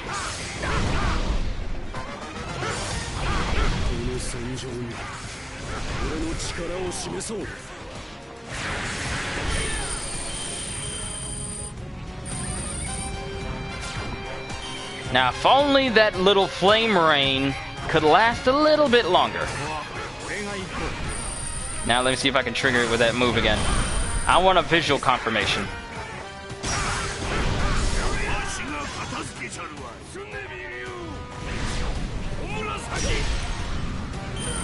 Yep. I just wanted to see it for myself.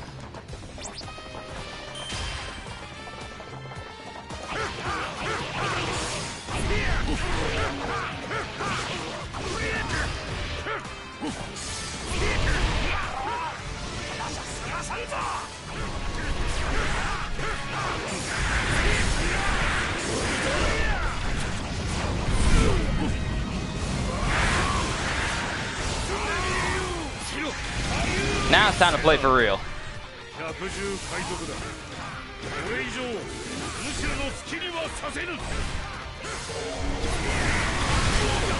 That other move doesn't look as strong as the spin move, but it really is strong. But it really is good. It really is strong. If we go over to it, it is Blaze Slash. That is actually ranked higher than his spinning flip one. So they actually rank that higher. So this might actually be a better move, depending on who you ask. This move right here, because he said, "Oh, I understand why it's more powerful." Because he sends out his usual flame spots and then ignites them in that explosion that we've been using in our regular combos thus far. That's why it's stronger than the basic other moves.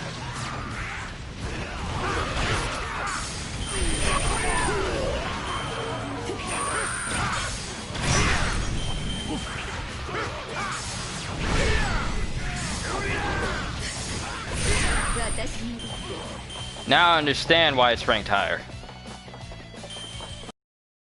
His basic gimmick move in that one special attack, but it does more damage to it. Oh, I need to take out that commander because I want to see how many people I can take out all at once. That means that the whole place just gets flooded with enemies. I wish they showed up more often. You know what spin Muso move that needs a buff? I feel like I should know this move that needs a desperate buff, but it's not coming to mind. Is it someone? Is it someone that I know and wish that they could have like a bit of a buff?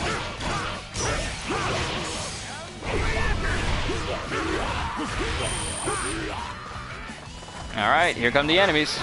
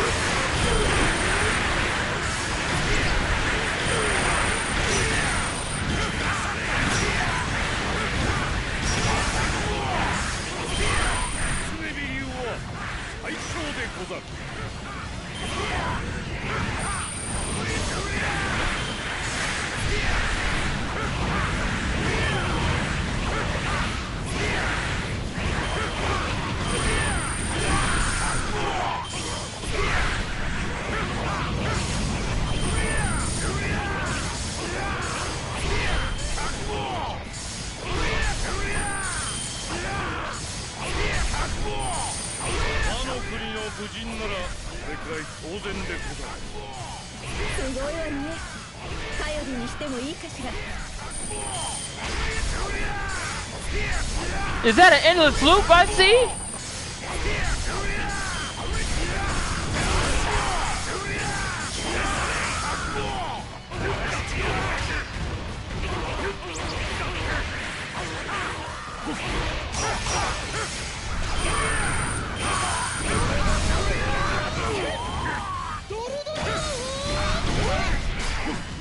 It doesn't do as much damage as I think. Oh no, I don't think it does much damage because those enemies, I barely saw their bar go down.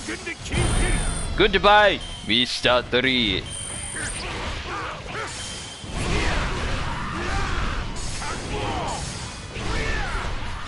Yeah, cause I could do this all day.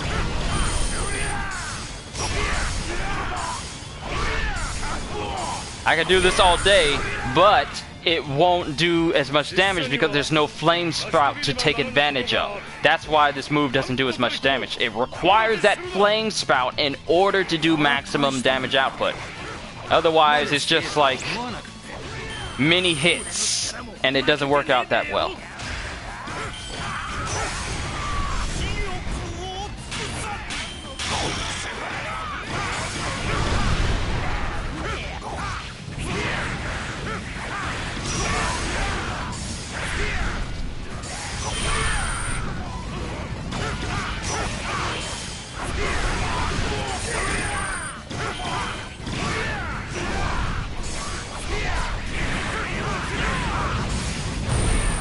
I'm sorry, who are you?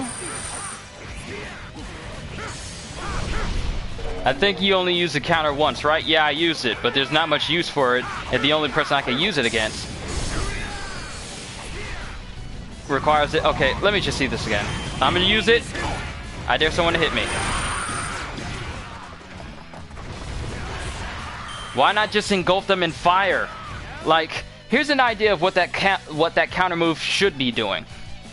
You counter them, you engulf them in fire, then you can hit them, and they erupt like a regular flame spout. That counter move, like you implant the flame, they become the new flame spout, and when you hit them, they explode just like your regular flame spout. I feel like that counter move could be useful.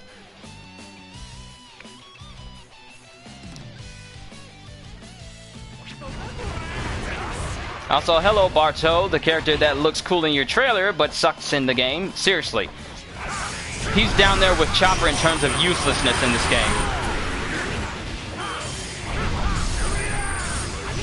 Ooh!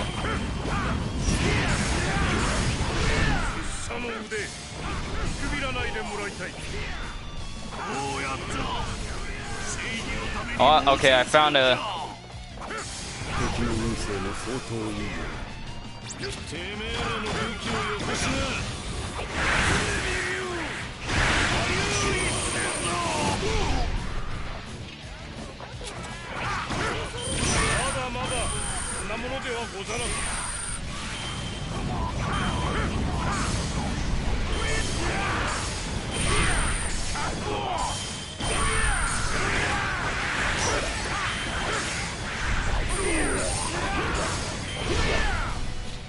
How fun this would be if you play multiplayer non-stop with this mode with no bounty limit.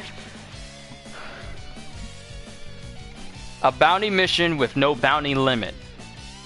Maybe even make it so that we could set the parameters for the bounty limit. Make it so that... I keep going back to what I would love to change for this game to enhance replayability. Can you imagine if Hero Strength actually stacked every 100 KOs rather than it just being a 30-second buff, and then you have to regain it, and it's just like a small attack increase? Because that's what it basically is. It's a small attack increase that lasts for 30 seconds, then you lose it.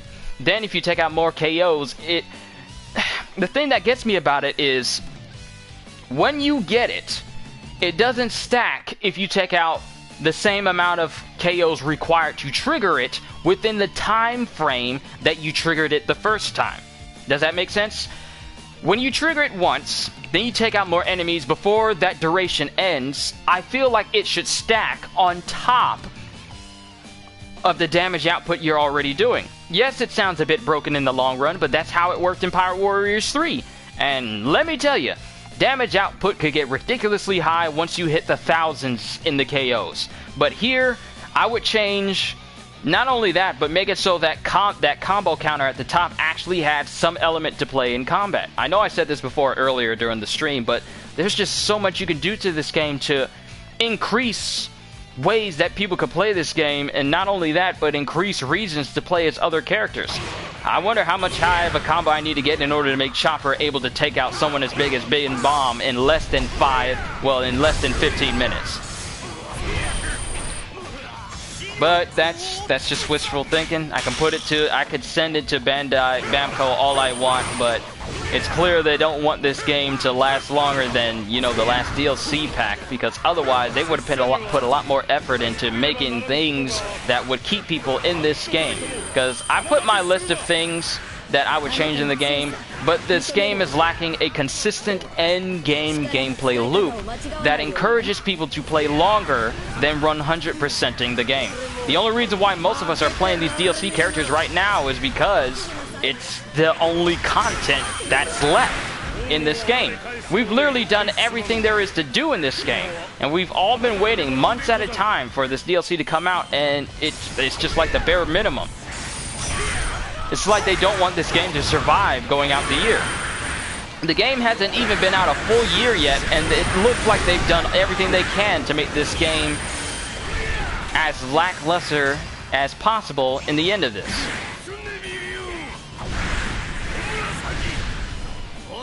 But that's just my stance on it. I know I sound like I'm ranting, but that's just how I feel. There's just so many things that you could change with this game that this game desperately needs to increase longevity.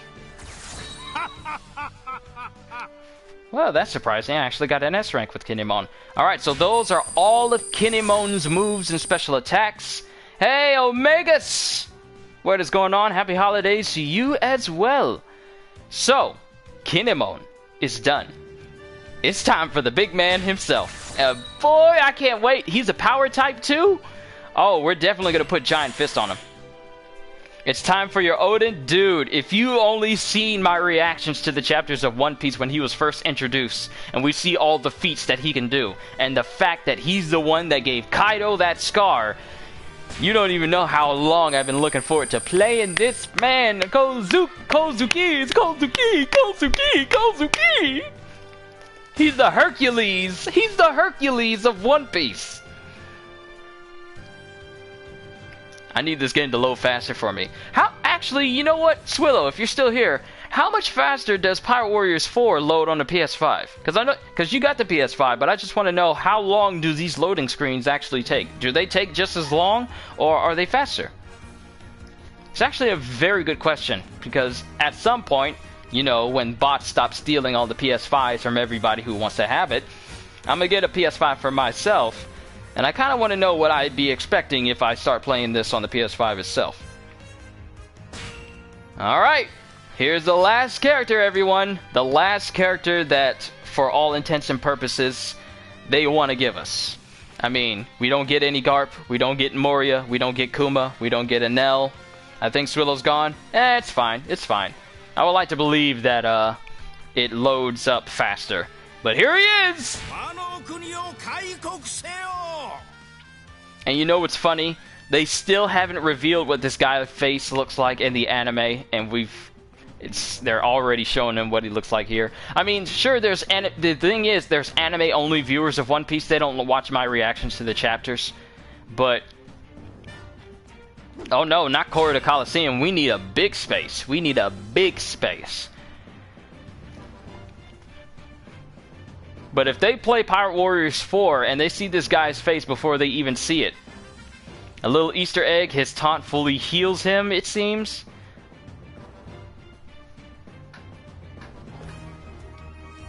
Oh, really?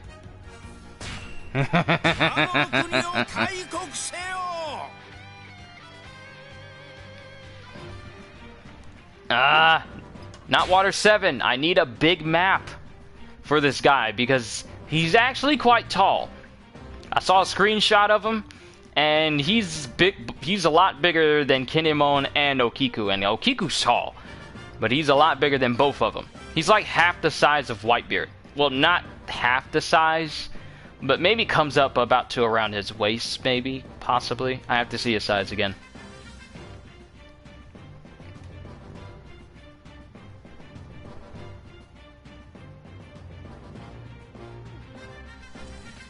March, September. That's pretty tall, but he kind of stays in place when attacking, it feels.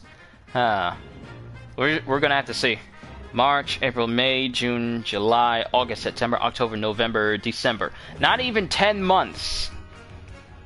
And we're pretty much done with all the content for One Piece Pirate Warriors 4. He doesn't do his humiliation dance in this game, does he? No. I would like to hope he doesn't. I mean, we all know the reason why he did that in the story, but he does not need to do it here. This is fine. I prefer... you know what? Out of all the maps, Sabaody is possibly the best maps because it's so big and so open in a lot of areas. Sabaody and Alabasta. I prefer those maps out of all else. So, nah, he does sing though if you fight some characters and beat them.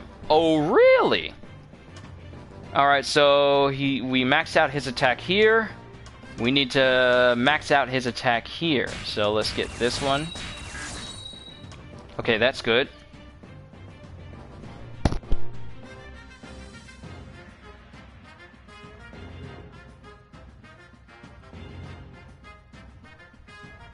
Sorry, I thought I heard someone calling me. I got the game audio in my ears. Ah, not enough to max out his attack. But it should be good enough. Alright, so... increases Conqueror's Haki attack, because he has Haki. Power overwhelming. We need Giant Fists. One map I don't really get is that Mirror World. You know what? We don't get those maps for bounty missions either. Because those are actually some big maps too, but...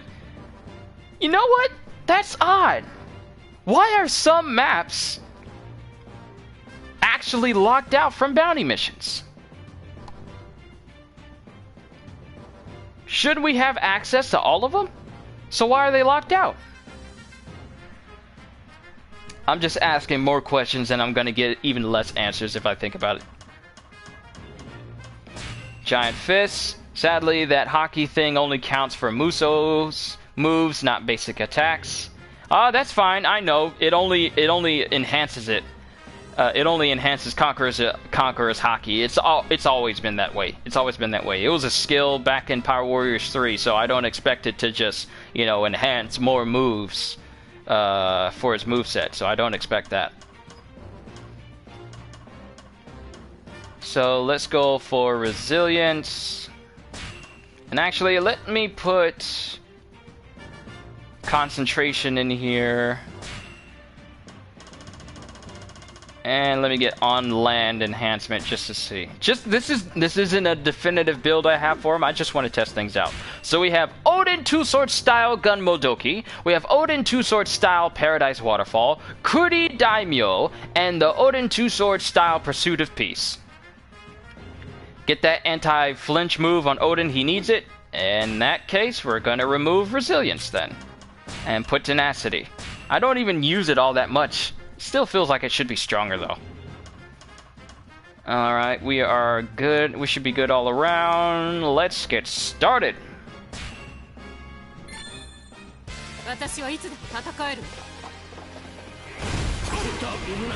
Whoa, his first move is a stomp?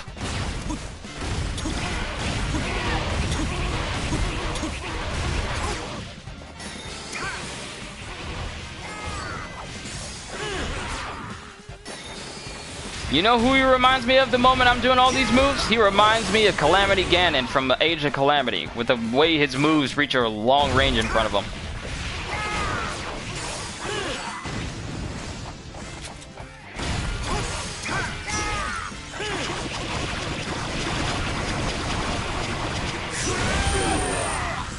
Oh!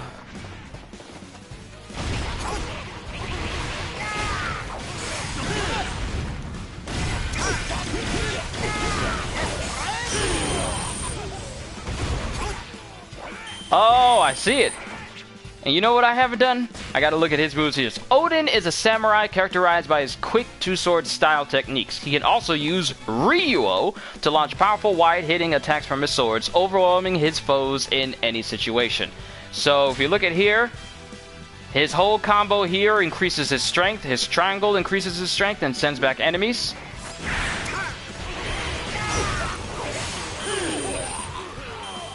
Okay, so it's not covered in hockey here.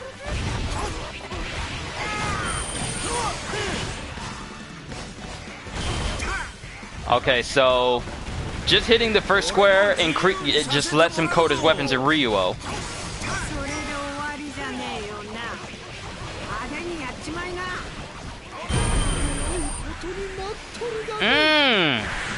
Do the taunt. Okay, so my health is down a little bit.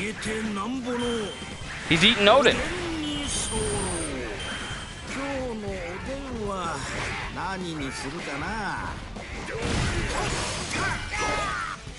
Oh, so he can heal himself. That is such a big range.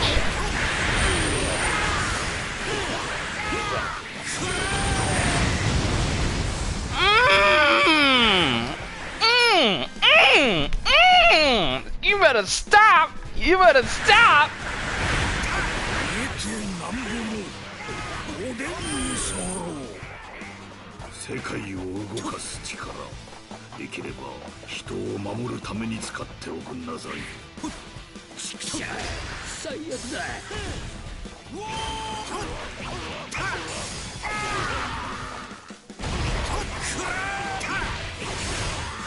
Yep, they do.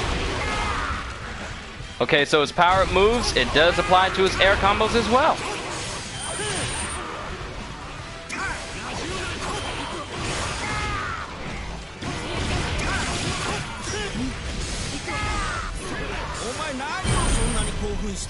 Bye, Robin! Yo!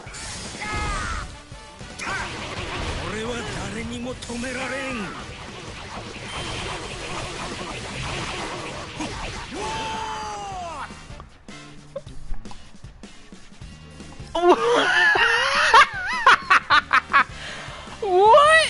What was that just now?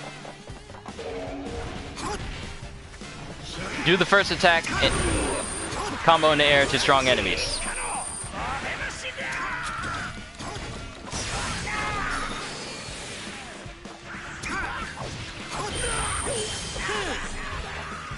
That first attack got some distance on it.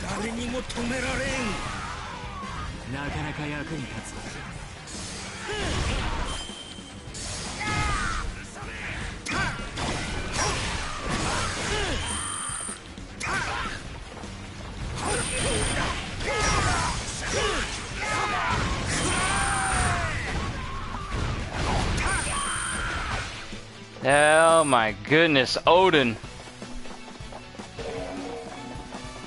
And I haven't even tried out his special moves yet.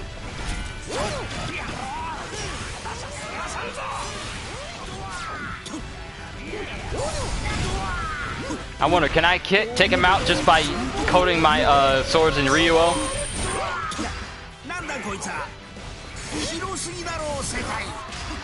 He doesn't want to let me. He knows what I'm about to do to him.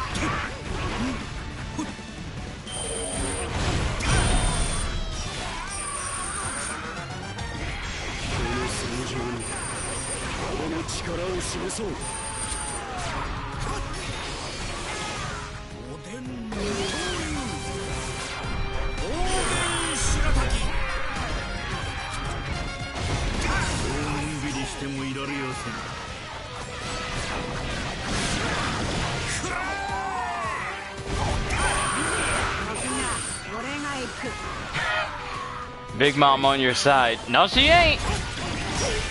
Wait. She is. I didn't even notice. I'm so used to her trying to kill me.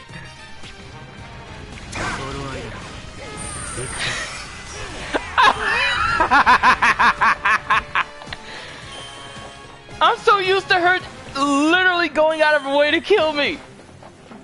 Is it because I'm on the first tier? Because it's always Drake? If I was doing the new world tier, then she would have been trying to kill me. But here, Big Mom is Big Mom is alongside me. You know how awkward it would have been if Kaido was on my side as well? It would have been very awkward for Oden and Kaido to be fighting side by side.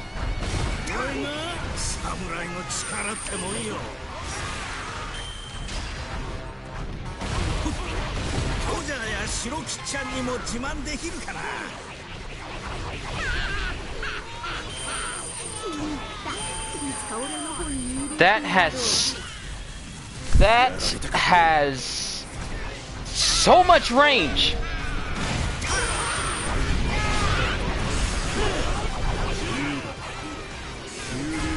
But someone just interrupted me in that move.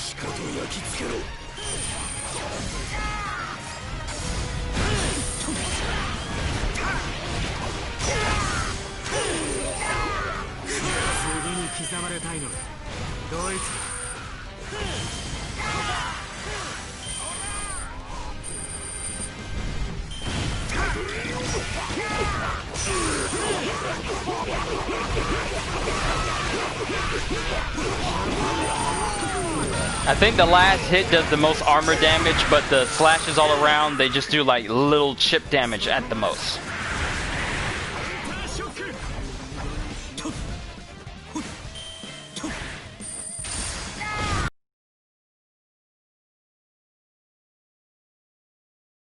And you know what? I haven't even done...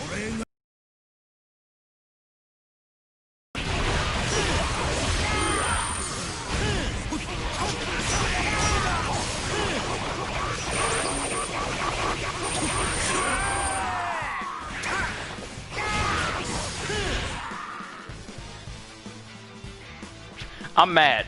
I'm mad. I'm mad. They did it. They actually did it. They actually did it. They actually did it. They actually did it. And they don't give it to Shanks, and they don't give it to Mihawk. I'm upset. I'm upset. I'm upset. Why? Why? Why? Out of all the characters you choose to give this for, and you leave it to only one. There are multiple characters in this game that get an aura over their weapons. And you only give it to him. As much as I love Oden, Shanks and Mihawk should have the same treatment.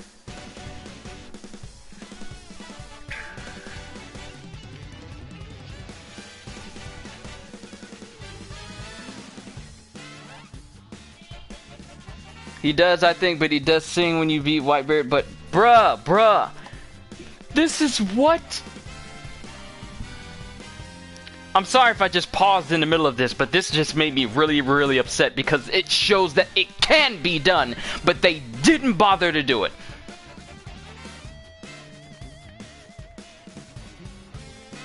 They were that lazy and chose not to do it. I'm upset with that. As much as I'm enjoying Oden right now, I'm upset that the very thing that multiple characters can do in this game to boost up their moves, and they only give it to a DLC character. Think about that for a second.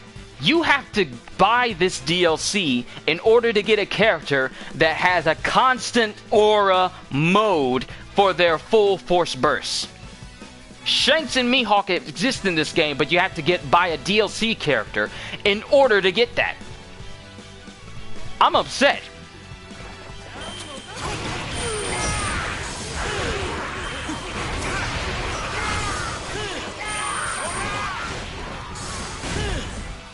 Well, at least we don't need to worry about Oden when he's looking for wood or anything, because he can look for wood all on his own.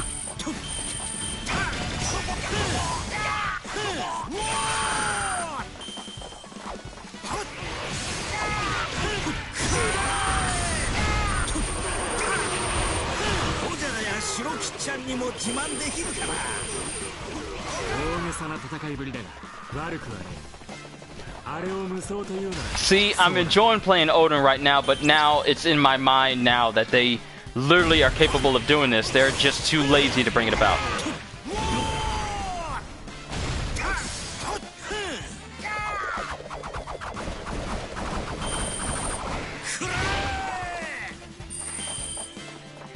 I feel like it should have been something else. His move where he's jabbing forward all the time?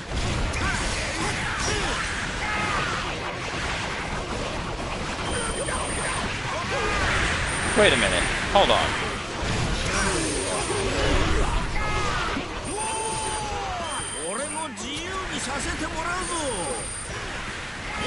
Wait.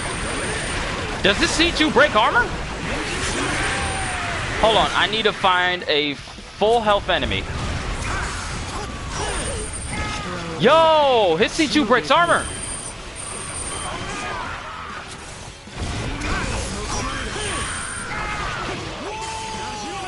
How you find the DLC? Hey Thomas, you just look through the PlayStation Store or just go to the download option of the game itself. So he does have a very good armor break on here. That breaks, his C2 breaks armor.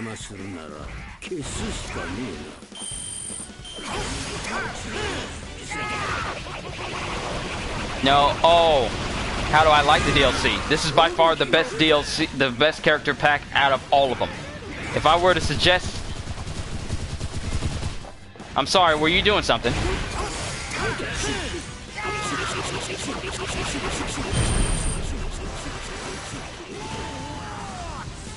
Later, Beige! Oh wait, that's not his, that's his C1. Sorry, I got a C2 and the C1's mixed up.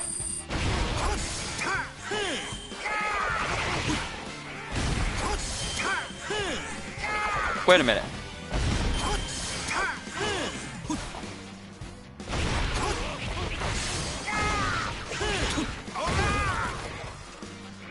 I'm getting his moves mixed up because hitting this just starts the combo, but this is his C2. Maybe it should have been like a whole hockey tornado.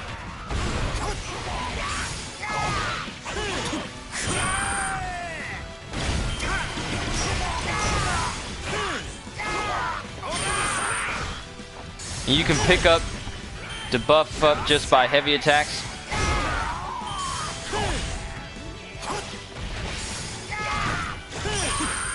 Okay, I get it. So use triangle to buff so that way square combos start normally so I don't get confused about what C1 or C2. There it goes. It might make it easier for me to implement these combos if I use triangle to trigger the Ryuo first, then use square to do the rest of the combos. I got it. So when you were saying that C1 breaks armor, I got it confused with his C2 that I kept doing incorrectly.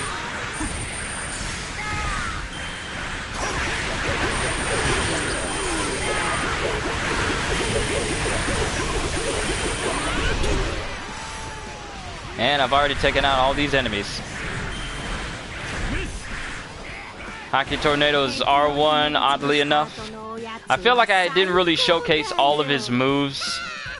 Who's hyped for Chapter 1000? I am. I know people, for some odd reason, have been looking for scans just to know what to look at ahead of time, but I'm not. I don't do that. I don't play that. When I go into a chapter, I don't even want to know what a single page even looks like. So I am really...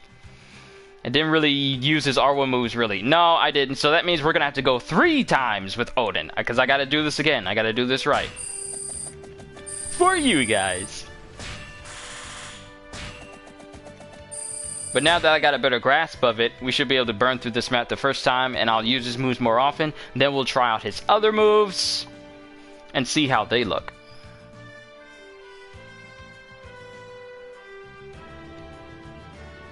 But yeah, I'm really looking forward to Chapter 1000. Not even your fault, because that FFV just made me mad. Yes, it did. Oh my goodness, it triggered something in me so deep. I don't even know what to say about that. That upset me beyond all belief. The fact that they gave him an aura mode for his sword so he doesn't need to charge it up ever in the middle of his combo, and you can't even give that to Shanks or Mihawk? How dare you? You don't wait until the last DLC character to give us something we've been asking for day one. You don't wait 10 months afterwards to implement some subtle changes in a DLC character, and it's bad. The thing is, one of the best full force burst changes for characters who can have an aura over their weapon, and it requires you to buy Oden in order for you to get access to such a mode. Because Shanks doesn't have it, Mihawk doesn't have it. It just upsets me. People who look at Chapter 1000 spoilers are clowns. Well, I wouldn't call them clowns, it's just that don't go around spoiling what it is to other people. Please, don't do that. Don't ruin what many of us have been looking forward to ever since we hit 900 chapters. Way back when. Don't go around just spoiling stuff for other people just because you want attention or clout. I don't know how you can gain clout for being that guy or that girl spoiling stuff that many of us have been patiently waiting on. So I'll never understand it. I'm not gonna call them clowns though, because to each their own. If they want to spoil themselves on it rather than reading the official translation so you can have a good understanding rather than an early translation, then that's them. I know for me, I'm avoiding many things One Piece related, except this. And the One Piece reaction I'm going to be doing to the episode on Sunday. Oh no, it's the hallways. I hate this map. But I'm really looking forward to giving you guys my genuine reaction to Chapter 1000. I still need to do my reflections for the 31st, so we will be talking about it, including some things that were lost on me in the last chapter, but I want to kind of clear those up once we talk about it this upcoming Thursday, I believe. The last day of December is the 31st on Thursday, so that's when I'm going to be doing my reflections for you guys next week, so I'm really looking forward to that.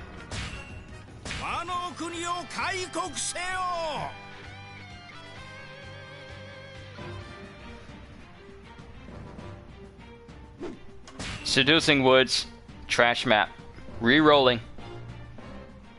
I never thought I'd see the day when I have to re-roll maps in order to get the ones I'm looking for. Feels like an RPG at this point.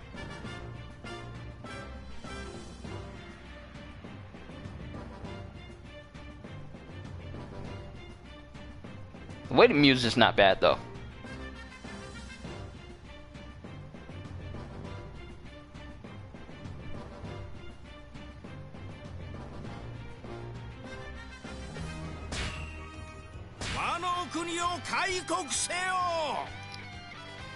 But yeah, we're gonna do this one to show off his R1 moves. This is outside of Ennie's lobby. No, this is Alabasta. I'll take it.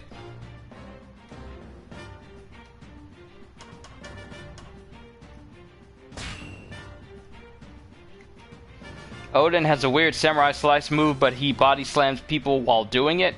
Is that one of the moves that I don't have equipped? I'm gonna have to check that out once we go through this map again. Alabasta is a good stage. Sabaody is a good stage.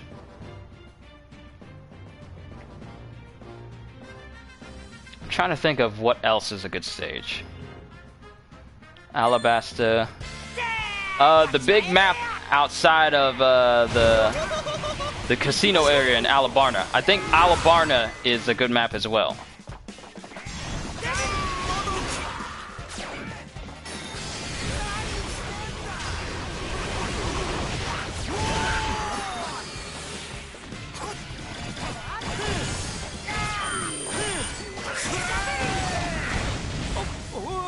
Y'all don't need those buildings anyway. Let me just carve a little bit off the top there for you.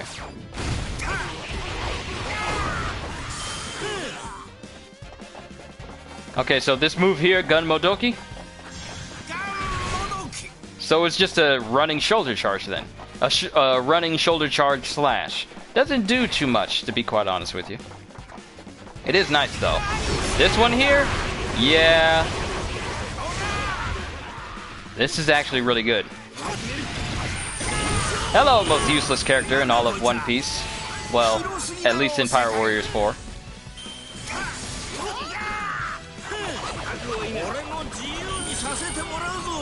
Aw, Ace is just gonna take my kill like that.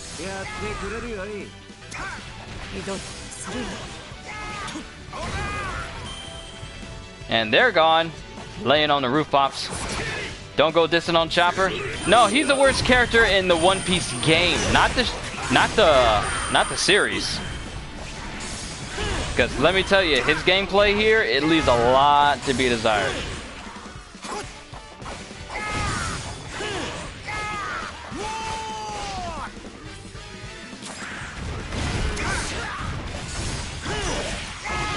Let me be specific about that. I'm not saying Chopper is the worst character in all of One Piece. I just mean he's the worst character in this game.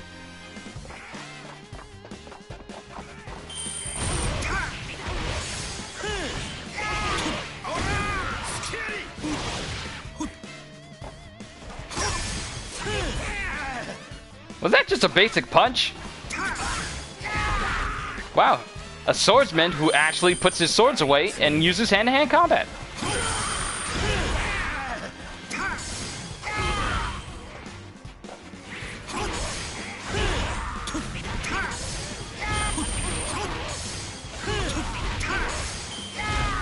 And he's got some distance with that punch too. Don't know if I asked this, but what devil fruit would I eat? I would eat the Pika Pika no Mi.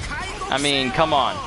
I wouldn't use it just because I can, you know, shoot out nuke blasts, but being able to travel at light speed to get someplace, save on gas so much, and it would be cool too. Plus, I could possibly become a police officer as well, or a person who, you know, a law enforcer, or maybe a soldier protecting other people, because, I mean, I couldn't get shot, and plus I'd be able to save other people as well. There's a lot of good one could do with that type of devil fruit.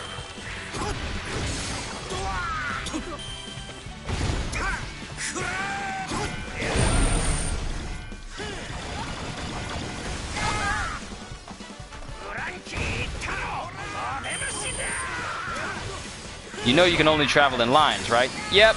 But, I mean, Kizaru has shown that he can just move at those, he can travel there instantaneously if he charges up. But that's just Kizaru. It could just be akin to his slow personality.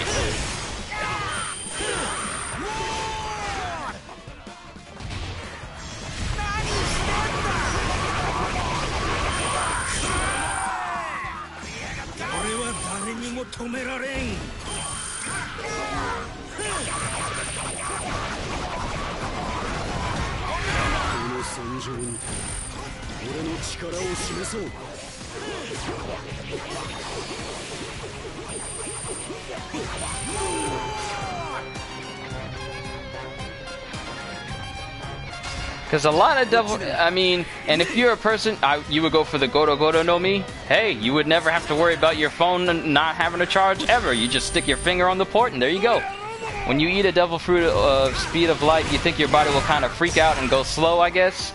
Maybe. I mean, Kizaru had to have learned how to control this devil fruit to the point where he can perfectly turn Logia even with something as fast as a bullet, and his body automatically adjusts to it. So it would take some time for me to, you know, learn it completely. But once I do, you better hope you got hockey, because you ain't hurting me.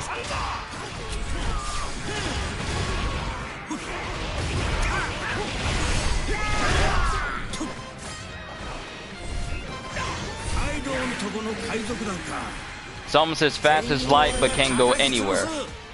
Almost as fast. What is Pika Pika no Mi? Pika Pika no Mi is the Glint Glint fruit. The fruit of Kizaru. But it's P-I-K-A, not P-I-C-A. Because Pika, P-I-C-A is, well, Pika.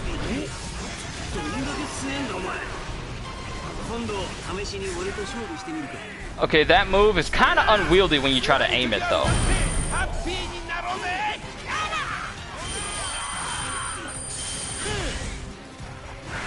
Wait, do I have Blackbeard on my team? Ah, great, he's just going to be stealing all my kills then.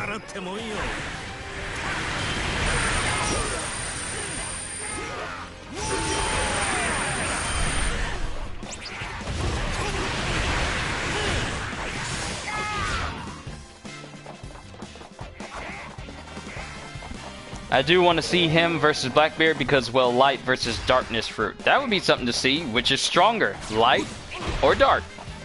Yeah, it's like Katakuri spin, Muso move. You know the one I'm talking about. Yes, his his Buzz Mochi. For some odd reason. And the thing is that gets me is that thing only does the most damage if you actually manage to hit a person at the end of it. Because then he grabs someone and then slams them into the ground. But it's so unwieldy that I don't even use Buzz Mochi on Katakuri. Because it's hard to aim it. You literally can speed past the person you're aiming for as soon as the animation starts. And then you'll miss the person, and then you just use up a full-on Muso right there. It would have made more sense if you had more control. You can only use it on a wall, and even then it can still miss. Yes, that's the... you know what's funny? You're right about that. I only have the most control over it when I have an enemy pinned to a wall, and they can't run. More preferably in a corner.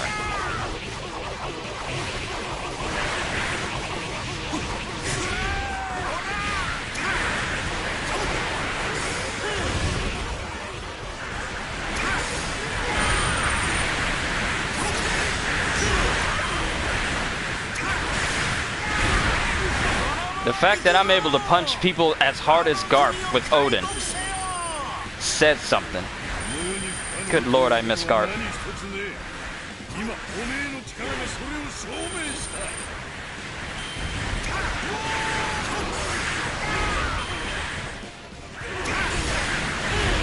Okay, I noticed. His punch gets hockey enhanced as well. Because the shockwave when you punch is red. And then, when you do it in the air normally, it's like a whitish bluish color. So that's unenhanced punch. That's enhanced hockey punch. Zoan, you would go with Jaguar or Hippopotamus. Hippopotamus is something else. Aren't they like the most dangerous land creature on the world in the world? Like if you had to come across an elephant, elephant or hippopotamus, hippopotamus would probably be far more dangerous than an elephant is. Well, in Africa it is. But yeah, punches hockey infused here. Then it's regular there.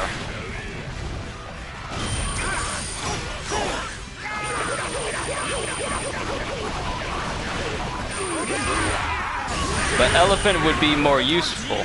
Yeah, elephant would be more useful. Too bad that fruit was eaten by Siegfried, the Spandam sword. So now it's a sword elephant hybrid. Blackbeard, your worst ally to get. Seriously, Blackbeard is just over there standing next to Blackbeard is doing what we in the multiplayer shooter business call spawn camping. He is literally spawn killing every enemy that pops out. Just chilling at the spawn. Ace, I don't blame, but Blackbeard is just stealing everyone's kills from that spot.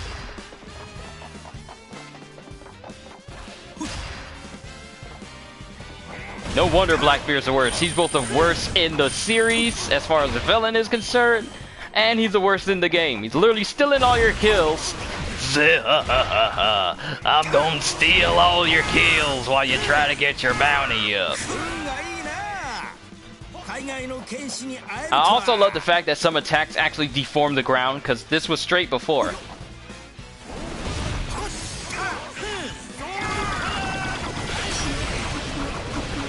Sorry, Brooke. Not sorry.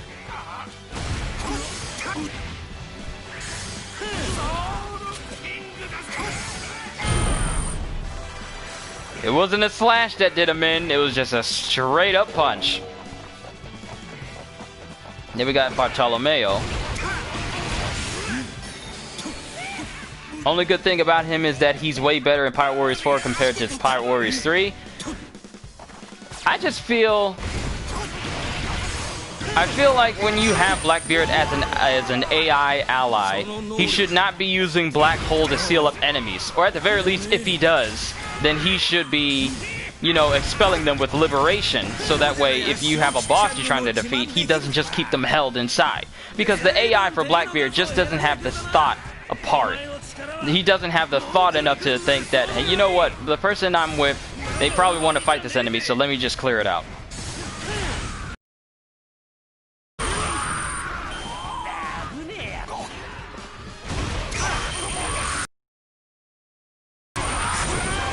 What's my favorite superpower? Super speed and all the adjacent powers that go with it, such as increased superhuman perception, you know, the 100 miles an hour is a lot more devastating than getting hit with an actual regular punch. Because let someone who's running at... If you don't die, you definitely gonna feel it.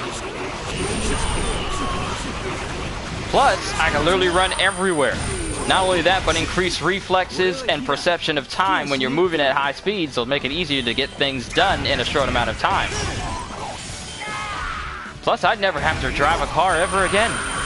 Save on so much gas money and just run everywhere. I will have to make sure that I get... Because I don't know about Velcro moving at high speeds. I don't want my stuff flying out if I'm going Mach 5. And that's just a little bit of his R1 moves right there. Now we're going back in one last time for Oden. And then we're going to see his last moves. And that is pretty much going to be it for all the characters of this Wano pack. I will say this though. I enjoyed it. This is by far the best DLC pack for this game. It's a shame that they didn't do more with it though. There's so much they could have added with each DLC pack, like more skills or new mission types or new costumes, but they just wanted to do the bare minimum and add characters to a game that many of us has completed 100% to the letter, and this is literally all we have left. It's sad that I have to say it like that, but that's how it is. Bartol's angry effect is always helpful when fighting you, but never when you use him yourself. It just sucks it took a week for this final DLC for US PS4 players. Still want unlimited full force burst. So do I! I mean, I feel like in a game where your main objective is to literally decimate countless scores of enemies, you should have options. And if you have a game that has difficulty settings, I feel like there should be incentives to play on those harder difficulty settings. Now, Krasmataz did say that, well, there are incentives for playing on harder difficulties, such as, you know, seeing how good you can be on the harder difficulties.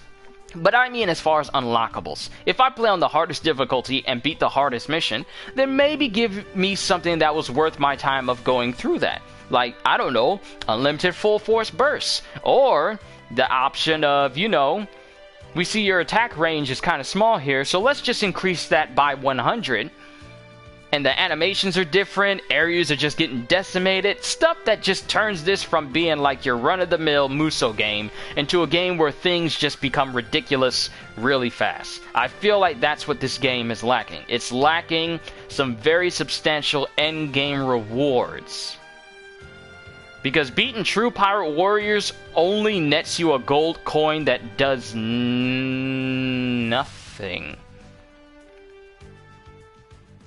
I'm trying to remember, but the coin you get, it doesn't do anything. But that would need work. Oh, you mean the 10 months of work that they could have done it? And I'm sure a lot will say that, oh, the pandemic happened, but yes, it did happen.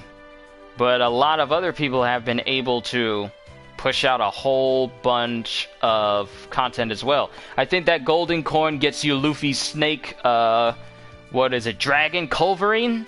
I think it was. You might be right.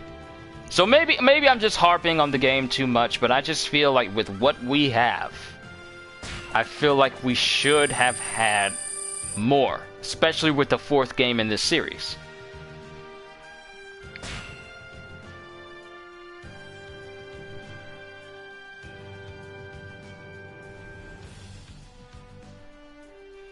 But I know what move you're talking about. It's Dragon Culverine.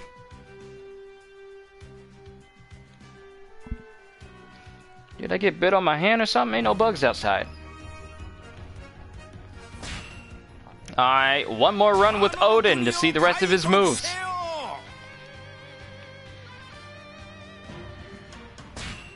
Wait, what map is this? Stop taking me to these small enclosures. And who knows, they might do a second DLC season. I guess they've been doing it. I mean, I really want them to do a season 2 for content for this game.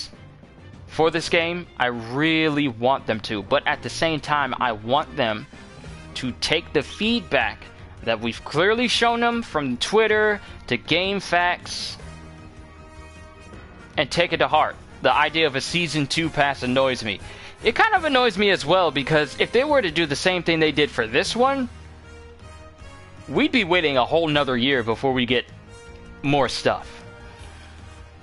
I feel like this game, not just characters DLC and done again, just not characters DLC and done again.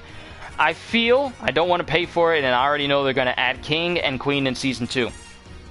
This game needs patches, though. Like quality of life patches that add things that, you know, don't require us to pay. How much did it cost for this DLC? $11.99. I feel like there should be some... Like Sword Art Online Alicization Lycoris is getting more updates. Like their level cap has increased, they've added new story modes, they've added new weapons and a whole bunch of different stuff. In One Piece, patches come in and we don't get anything. We just get like, oh, fix some issues here and performance issues here. What performance issues? Well, we're not going to tell you, we're just going to leave it ambiguous. Do you think the DLC characters are going to be base roster in Pirate Warriors 5? I honestly don't know. They literally cut out characters that should be in this base game already, like Garp and Kuma, who, you know, were all present at Marineford, and Marineford is a story arc in this game. But for some odd reason, they chose not to include them, so I would not put it past them for them to leave more characters out, because I believe the reason why this game is so different and as far as direction and gameplay direction is because it changed directors from Pirate Warriors 1, 2, and 3, and then they changed to a new one for Pirate Warriors 4. Is Moria in this? Nope. Moria's not here. Magellan's not here. Garp isn't here. Kuma isn't here. Who else am I missing?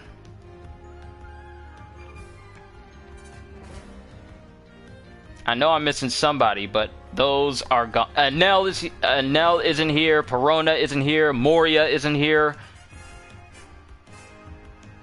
I know I'm missing someone else. I feel like I'm missing someone else. Or is it just those 6 people?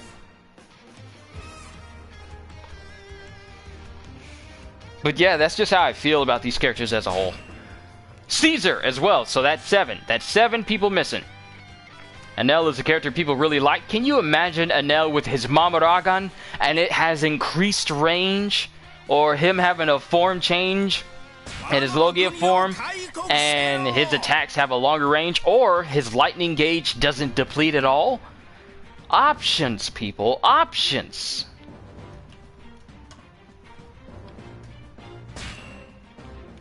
Alright, we already done 2-sword style gun Modoki. Let's change it out for Totsuka Paradise. The same move he used on Kaido. Let's take care of Pursuit of Peace and trade that one out for Hermit's Realm Kusanagi. And then afterwards we have Mixed Bumaki. Actually, you know what? I've already seen this move, so I can trade that one out as well.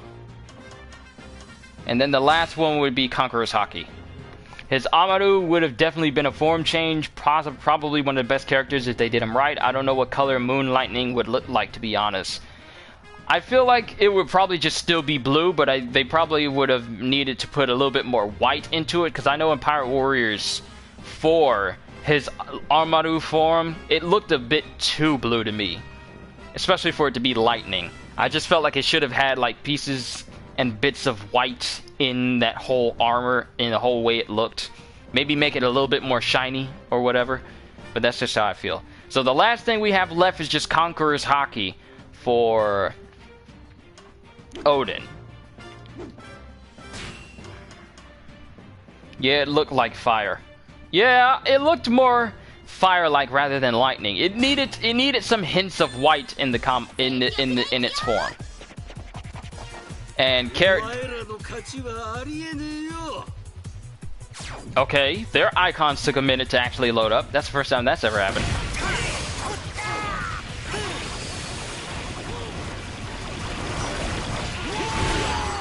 Okay, Cavendish, I know you're trying to get my attention by attacking me, but...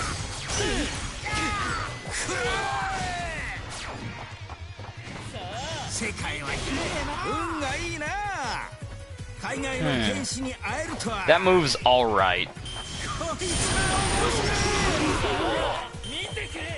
That tornado is way too short-lived. It is way too short.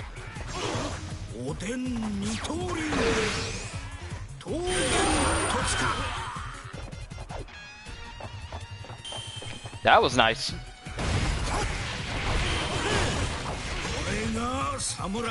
Knowing that full aura mode, always on, always aura mode Kozuki Oden exists with Shanks and Mihawk will always make me upset. The red shockwave stopped me? Okay. Oh! So when you have his aura up, it changes into a hockey light, hockey tornado. Okay.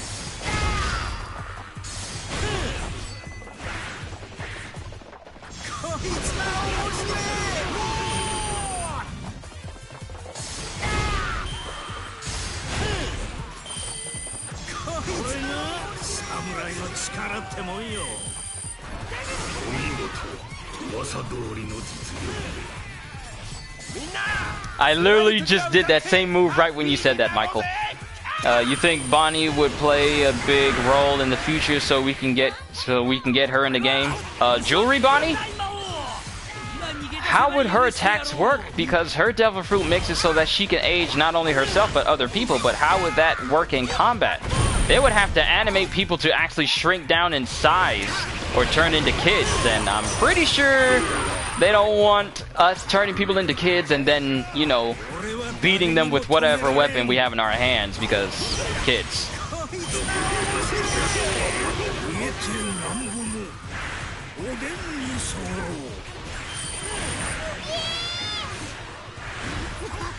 And we got people beating up Chibi Luffy, so maybe it's not all that bad. Plus, Chopper's a kid. I mean, technically he's 14 years old.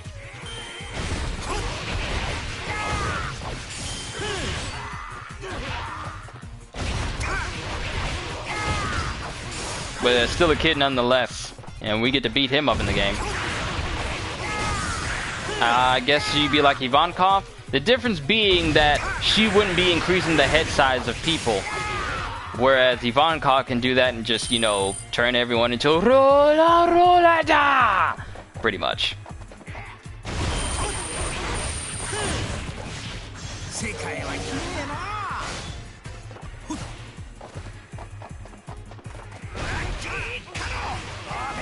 Well, you can make them old. Then we just be beating up on old people.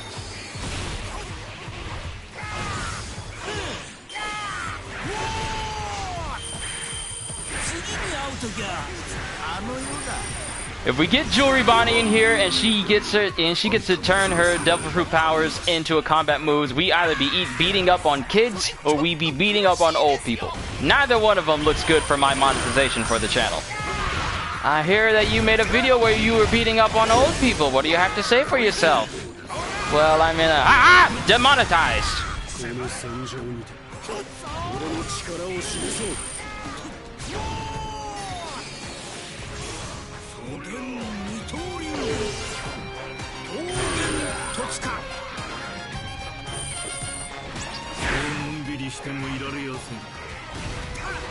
To make Bonnie work in the game, they would actually have to put in work, just like they would have to work with Apu. Yeah, because Scratchman Apu and Jewelry Bonnie are pretty much the only supernovas that we have never played in a game. Everyone else is here. Beige, Hawkins, Drake, Law, Luffy, Zoro, Killer, Urush. Both Bonnie and Scratchman are the only ones left. Blackbeard counts as well because he's technically part of the worst generation as well. So Bonnie and Scratchman are the only ones we have left.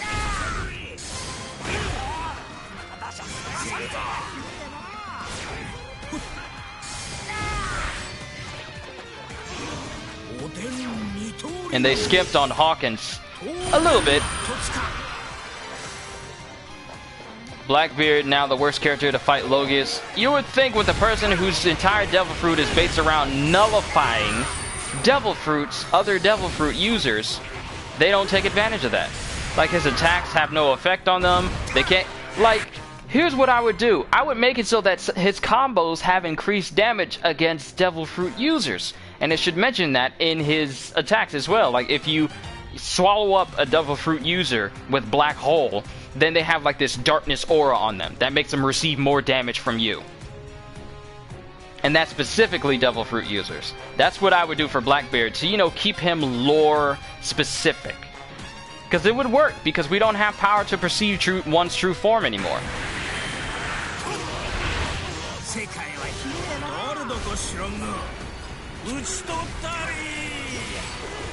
And make it so he can hurt all Logias no matter what. Exactly.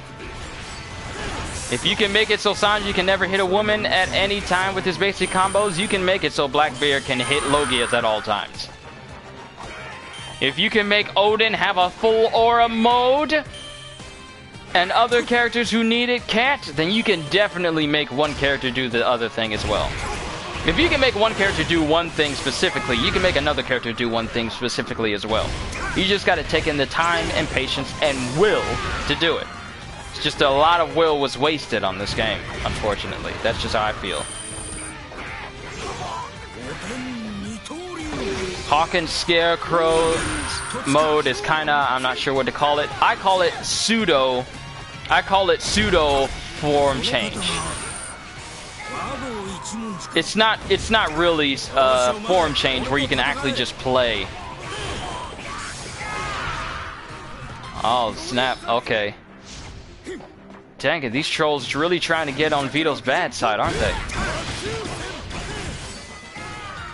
Why can't people just learn to understand that just because you post a comment on someone's video of stuff that you don't like or you complain about it, that doesn't mean we should like, I don't get it. Vito gets like these troll people that tell him he should stop making videos that he wants to do. I get bots that are, you know, scantily clad women on my channel. It's like, what is YouTube even doing? People in general. Vito make actual good videos, and yet there are people who pop on his channel and tell them, like, stop playing games with waifus in it. Like, bruh, you do realize that you can't tell someone what to do on their channel just because you don't like one particular video. Doesn't matter how many times you dislike it. Doesn't matter how many times you put a comment telling them this person they should stop doing it. You don't run nothing on their channel. Just like with me. The only person who runs things on my channel is me. No one in my family does. None of y'all do. Not trying to sound disrespectful or mean in that regard, but is that why you're upset? Do you need some value on some Ritalin? You need a Snickers. You're not you when you're trolling. But I don't get it. And Vito's a cool dude as well, but people just want to act like they're half their age.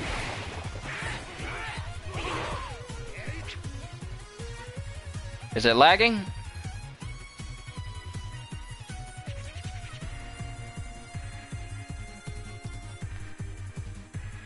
Yeah, I see it.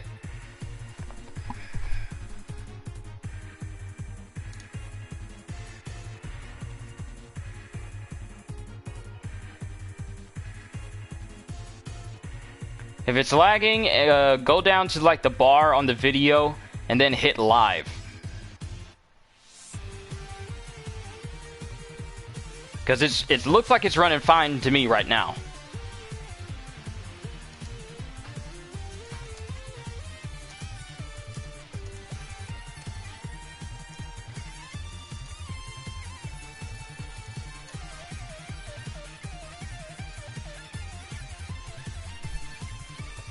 Never mind. It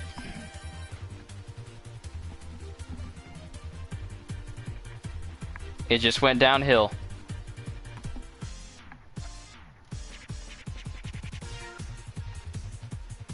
It just said internet connection quality is currently not sufficient to broadcast gameplay. Okay, so let's go ahead and bring this to a close then before it cuts out the video feed entirely, because it has done that to some people, and I would rather not do that on this showcase of the last DLC pack of Pirate Warriors 4. Hopefully I still got everyone here. You guys let me know in chat if you guys can still see.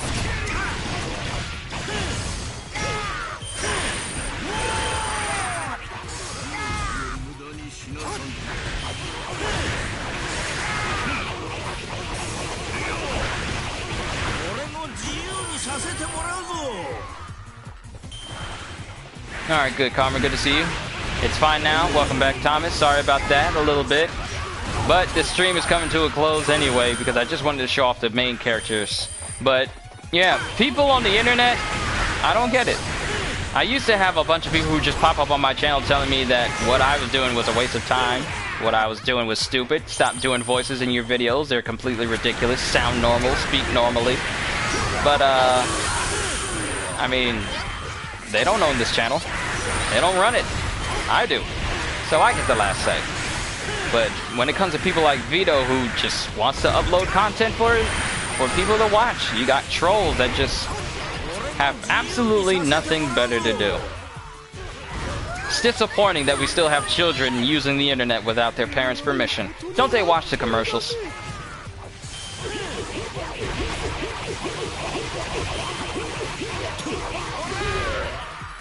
Vito just gets stalked by these people, and I bet he's blocked these people before, but they've made new accounts just to pester him.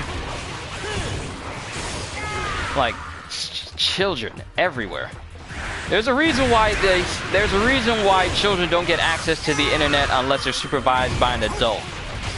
Because then they think they're on Reddit or something and can put whatever they want.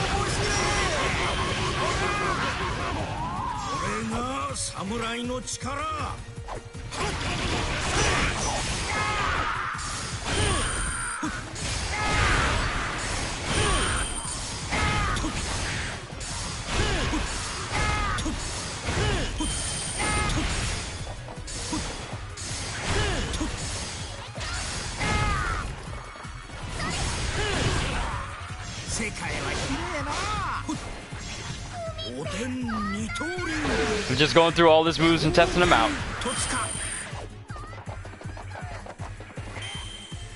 Carrot, what are you doing? Did I see the video of Ohara on the Bink Sake? From the library of Ohara? I have not seen that. I may have to check it out when I get the chance. I got a lot of videos on my things to watch list because CJ has been kind enough to post many videos on my Discord of videos that I need to watch, and I'm doing him a disservice by not having watched half of them yet, or at least the majority of them, to be quite honest, because I have seen some of them but I just haven't seen all of them, so I'll just add it to my list of things to watch. No, Ohara the YouTuber, no, I have not. And like that, we are already done.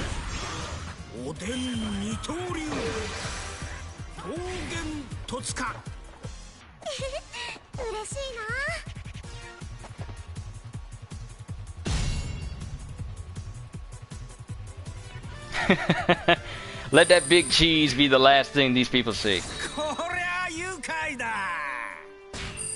Alright, so. And then the only thing that's really left is just to show off Conqueror's Haki. I don't even need to complete the stage in order to do that. I'll just play the stage a little bit enough to use Conqueror's Haki and then just see how it is. But I'm not playing through a whole nother map with Oden again. But if I were to give my consensus of what I thought of this whole DLC pack today, this is by far the best DLC pack for the entire game. It's a shame that it introduces concepts for characters that should be present in every other character. And that's, I mean, you literally have to buy this pack if you want to get access to characters who exemplify what types are in this game. like you have Kinemon, who's pretty much up there with Law for best technique type. You have Okiku, who for all intents and purposes is the best top tier #1 speed type character in all of One Piece. And then you have Oden, who has many elements that, you know, encompasses a lot of all the types except for Sky type. He's got full air combos. He has a full aura mode that keeps his sword charged. Still upset about that. And he's a massive power type that has many, many moves that cover a large distance. So he has a lot of good moves. Can you link his vid? Sure, go ahead. He has a lot of good moves for a power type, mind you. Because a lot of other power types, they have very slow hitting moves, but a lot of Oden's moves, a lot of them can hit very fast. Now, not all of them can hit fast and hit hard.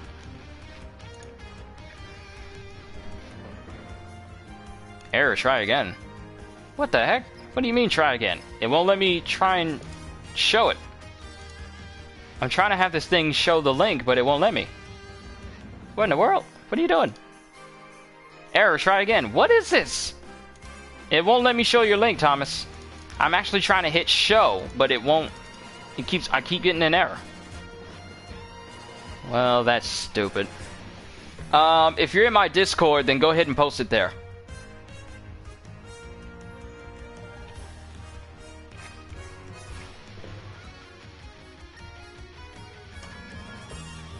I literally just refreshed the page and it still won't let me do it.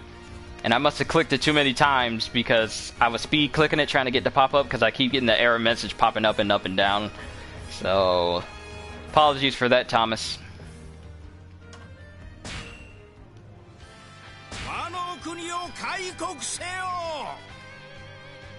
Yeah, it's YouTube. It's definitely YouTube.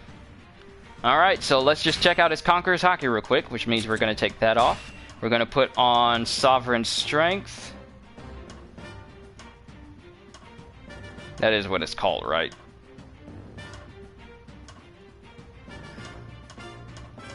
Yeah, Sovereign Strength.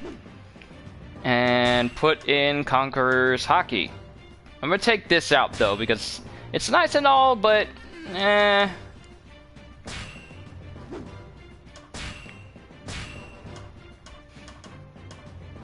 And where's the one where I can take out Way of the Great Pirate, increase attack against minor enemies? This is Seducing Woods. I hate this map, but I just want to showcase Conqueror's Haki a little bit.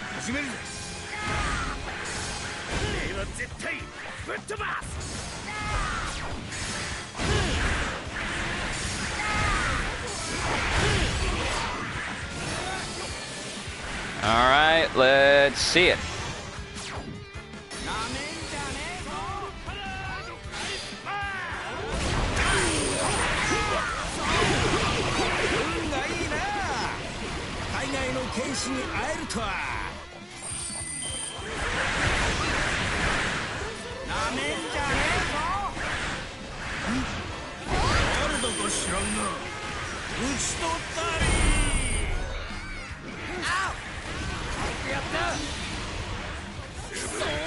Post it on Discord. Thank you, Thomas.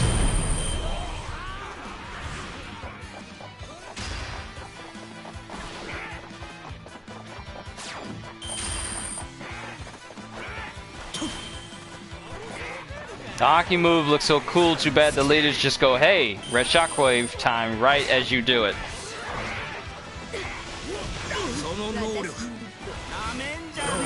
And you know what's good? You know what's funny? I got this attack boost right here, so I'm going to see if that actually increases the amount of damage Conqueror's Haki does to them. But Empire Warriors 3, mixed with Hero's Strength and stacking it multiple times, Conqueror's Haki got stronger and stronger to the point where it could literally almost one-shot bosses.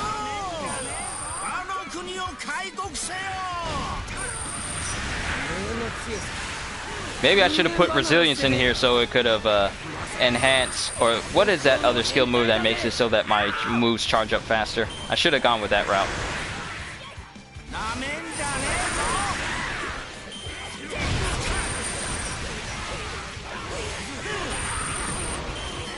But in Power Warriors 3, Hero Strength plus Conqueror's Haki Enhancement, And Hero's Body, just in case you wanted to get like the added defensive bonus, because Hero's Body could literally tank you to the point where moves that could one-shot you, depending on the difficulty, especially if you're in Nightmare Log, it would really, really, really make you difficult to take out. Even Chopper was able to survive like Nightmare Log if I got his defense high enough.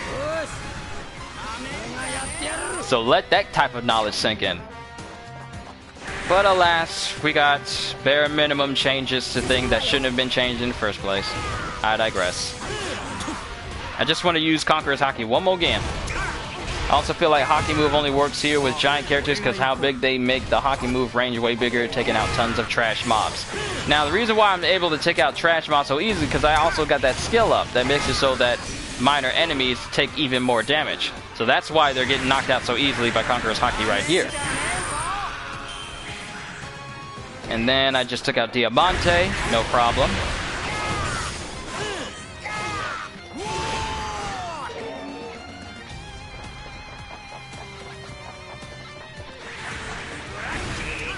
Let's see how it works on Buggy. He's full health, more or less. And not even half. Also bringing the armor mixes so their defenses goes down.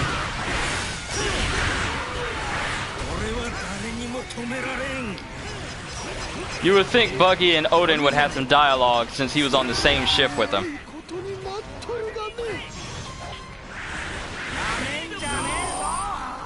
And Buggy's down. Oh, I wonder how much damage would have been done. I wonder how much damage I can do with Conqueror's Haki in full force burst right now.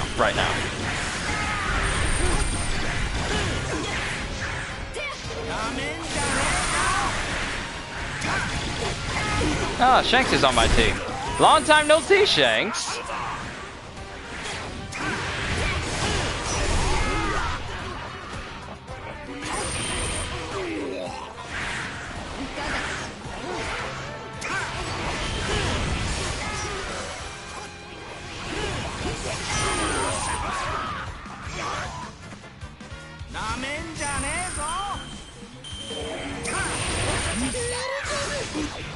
You think for the final game we're going to get Roger? I mean, the thing is with Roger, we've only seen him do one named move. We haven't even seen him fully fight.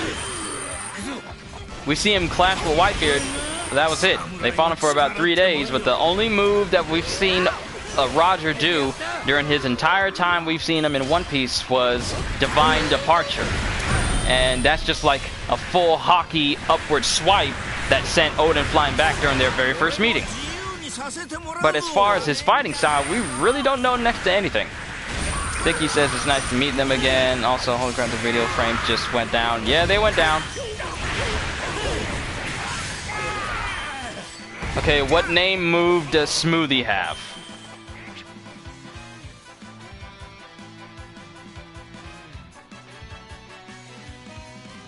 I don't know. Hold on. I got my laptop here.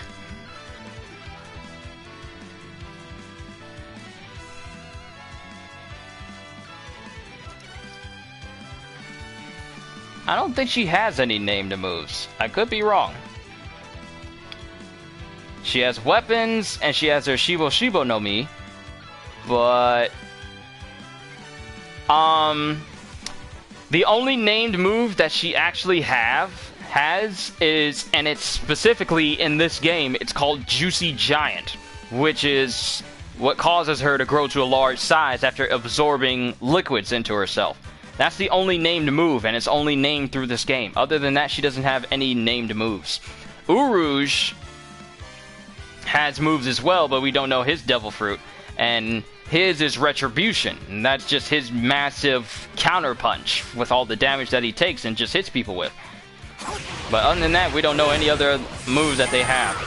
And we can't necessarily count Pirate Warriors 4 for them unless it's in the manga itself. Dragon and Roger are the only characters I feel like where you must wait for them to fight or show their moves. Yes, because with Shanks, it's a bit of a toss-up with him in this game, because we haven't seen him officially fight anyone in a full-on fight, yet they go all out just to give him as many moves as possible. But when it comes to Roger and Dragon of all people. They are by far the most unknown.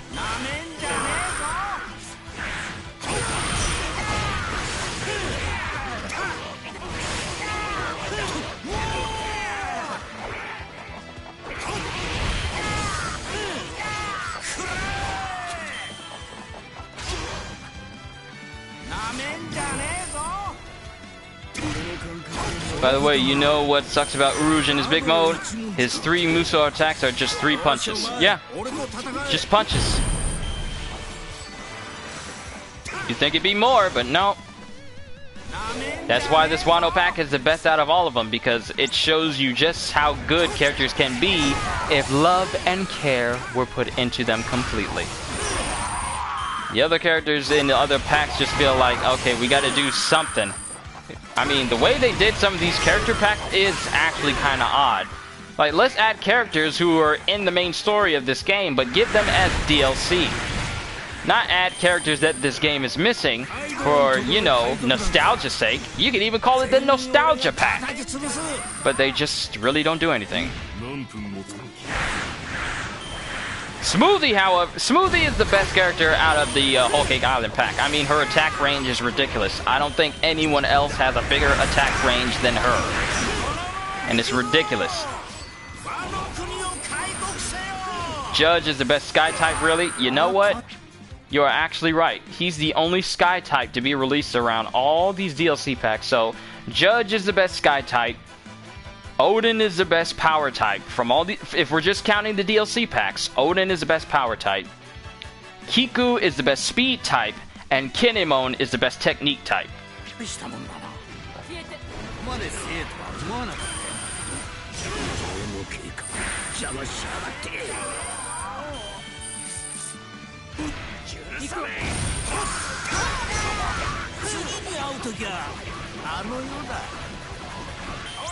Like, Diaz Drake isn't bad, but he's not top tier though, because clearly Okiku outclasses him, because he's speed type, right? He's speed type, killer speed type, but he's not on the list of top tier. He's not. He just isn't. Everyone has air combos, well, except for Kinemon. Kinemon just has like downward slashes, but he doesn't need them. All he needs to do is just put those fire spouts down, and he's golden. T-Rex mode sucks. It could be better. It definitely could be better. Especially since we have so few Zoan type users in the game. He could be so much better. Wasn't even paying attention and I ended up completing another stage with Oden. I didn't even intend for that. But, oh well. Because the manga has not shown what he can do with it yet. No, we just, with him in his Zoan form, we've only seen him use it to just bite people. Pretty much, we've only seen him use it to bite people. Pacifista when it was first shown. Then in the manga when he's fighting alongside the Straw Hats. This is going into some deep spoiler territory here. But he's just chomping on people in his Allosaurus form. Because he's not the T-Rex, he's an Allosaurus to be specific.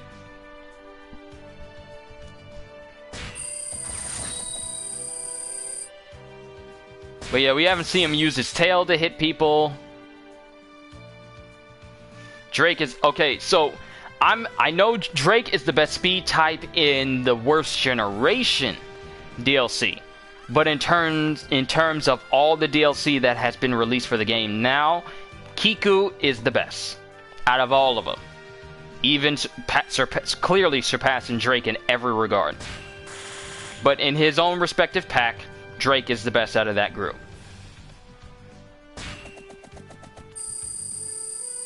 Killer didn't even have an air comp. All he had was just a mid-air spin, and that was it. And then a mid-air dive into the ground. You couldn't even combo well.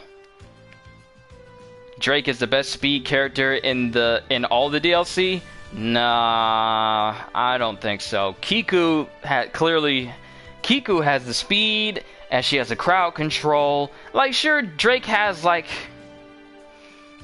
lot of good spin tornado-y moves, but I just feel Kiku just feels better to me. Well, then again, this is just my own opinion. I'm not gonna say that your opinion is wrong or anything, but how I feel about all the characters, I feel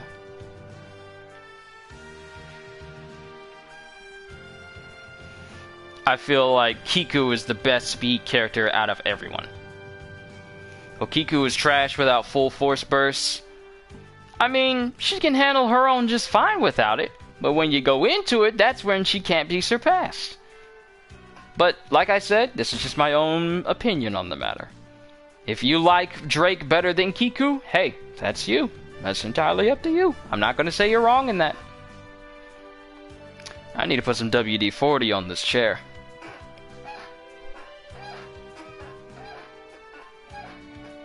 It definitely needs some WD-40. But that's all I got for you guys, ladies and gentlemen. 3 hours of me showcasing all these characters for the Land of Wano pack.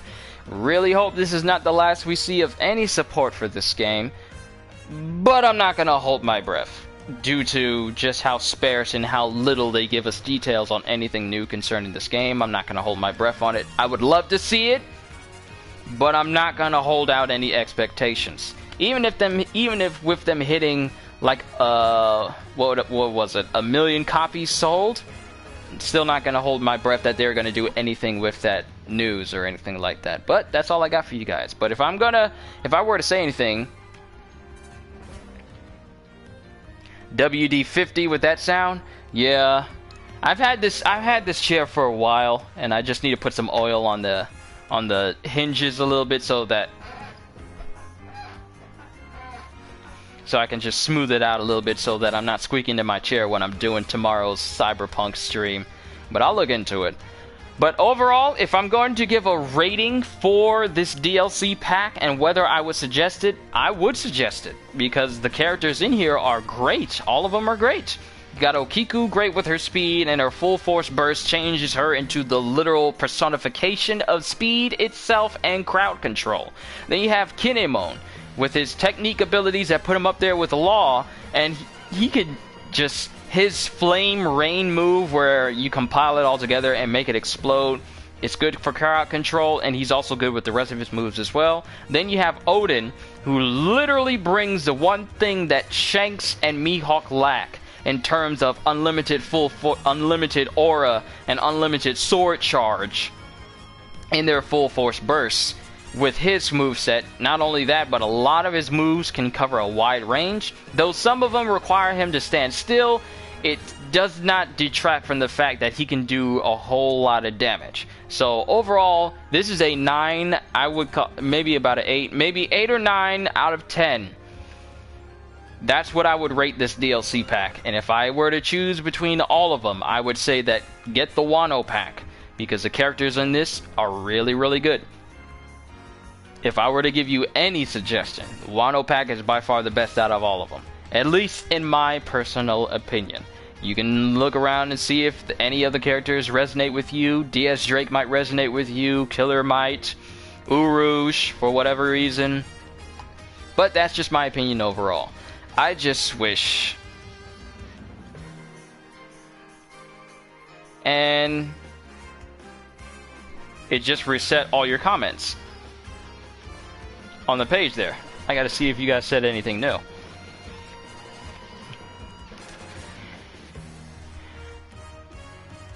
We'll have a good one. Merry Christmas to all. Yeah, don't want to wait 1 whole year for all DLCs again. Yeah! Don't want it that. I don't want that. I don't want DLC characters. I want content. I completely agree with you that with that 100% Karma. We need content. Because releasing characters don't mean jack if we've played these maps 100 times already. That's the problem that Marvel Avengers is going through right now. We've done everything, and just adding new characters with no new content to go with it is like saying, hey, we know that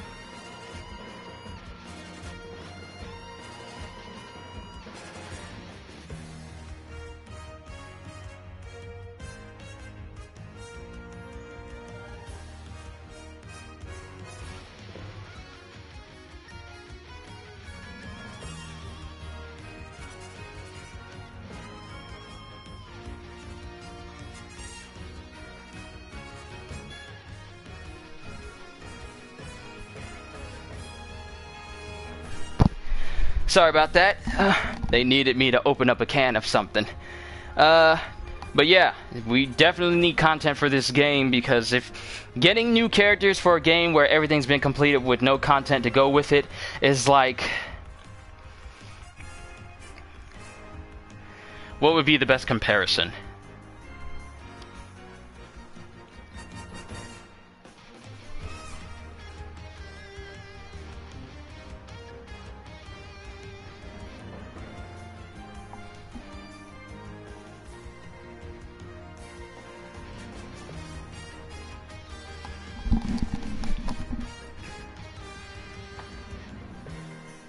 They work hard on Kinemon even though he's a tech type, like wow.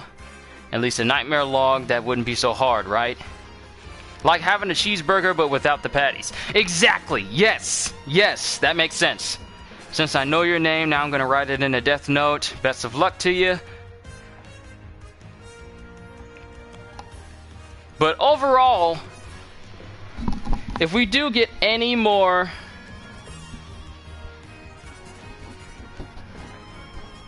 Overall, I feel like if we were to get any more content for Pirate Warriors 4, I would prefer actual content like different mission types or costumes or whatever, but I'm not going to hold my breath on it. But possibly we could be getting, I mean, if they were to make a Pirate Warriors 5, then it'll just be a whole bunch of speculation about what they're going to add whatsoever. We definitely have a lot of problems with Pirate Warriors 4 that should not be present in a potential Pirate Warriors 5. But that'll be something I bring up in a later conversation. But that's all I got for you guys. So with that being said, yeah, this has been my impressions of the Land of Wano DLC pack. So, this is also my Christmas stream for today. I will be bringing the next, pretty much the next part from my Cyberpunk playthrough. I've reached max level, so there's no need for me to farm anymore. So I look forward to going ahead and finishing the main story of the game, so we can explore Night City, see if we can find all sorts of different things. So I'm looking forward to playing that with you guys tomorrow. So with that being said, hope you all enjoyed. Can't wait to see you all in my next video. And if you enjoyed what you saw here today and you're new to the channel, then consider subscribing, because I am always looking forward to entertaining you. So have a very merry happy holidays and a Merry Christmas to everyone. Have a fantastic day. And once again, as always,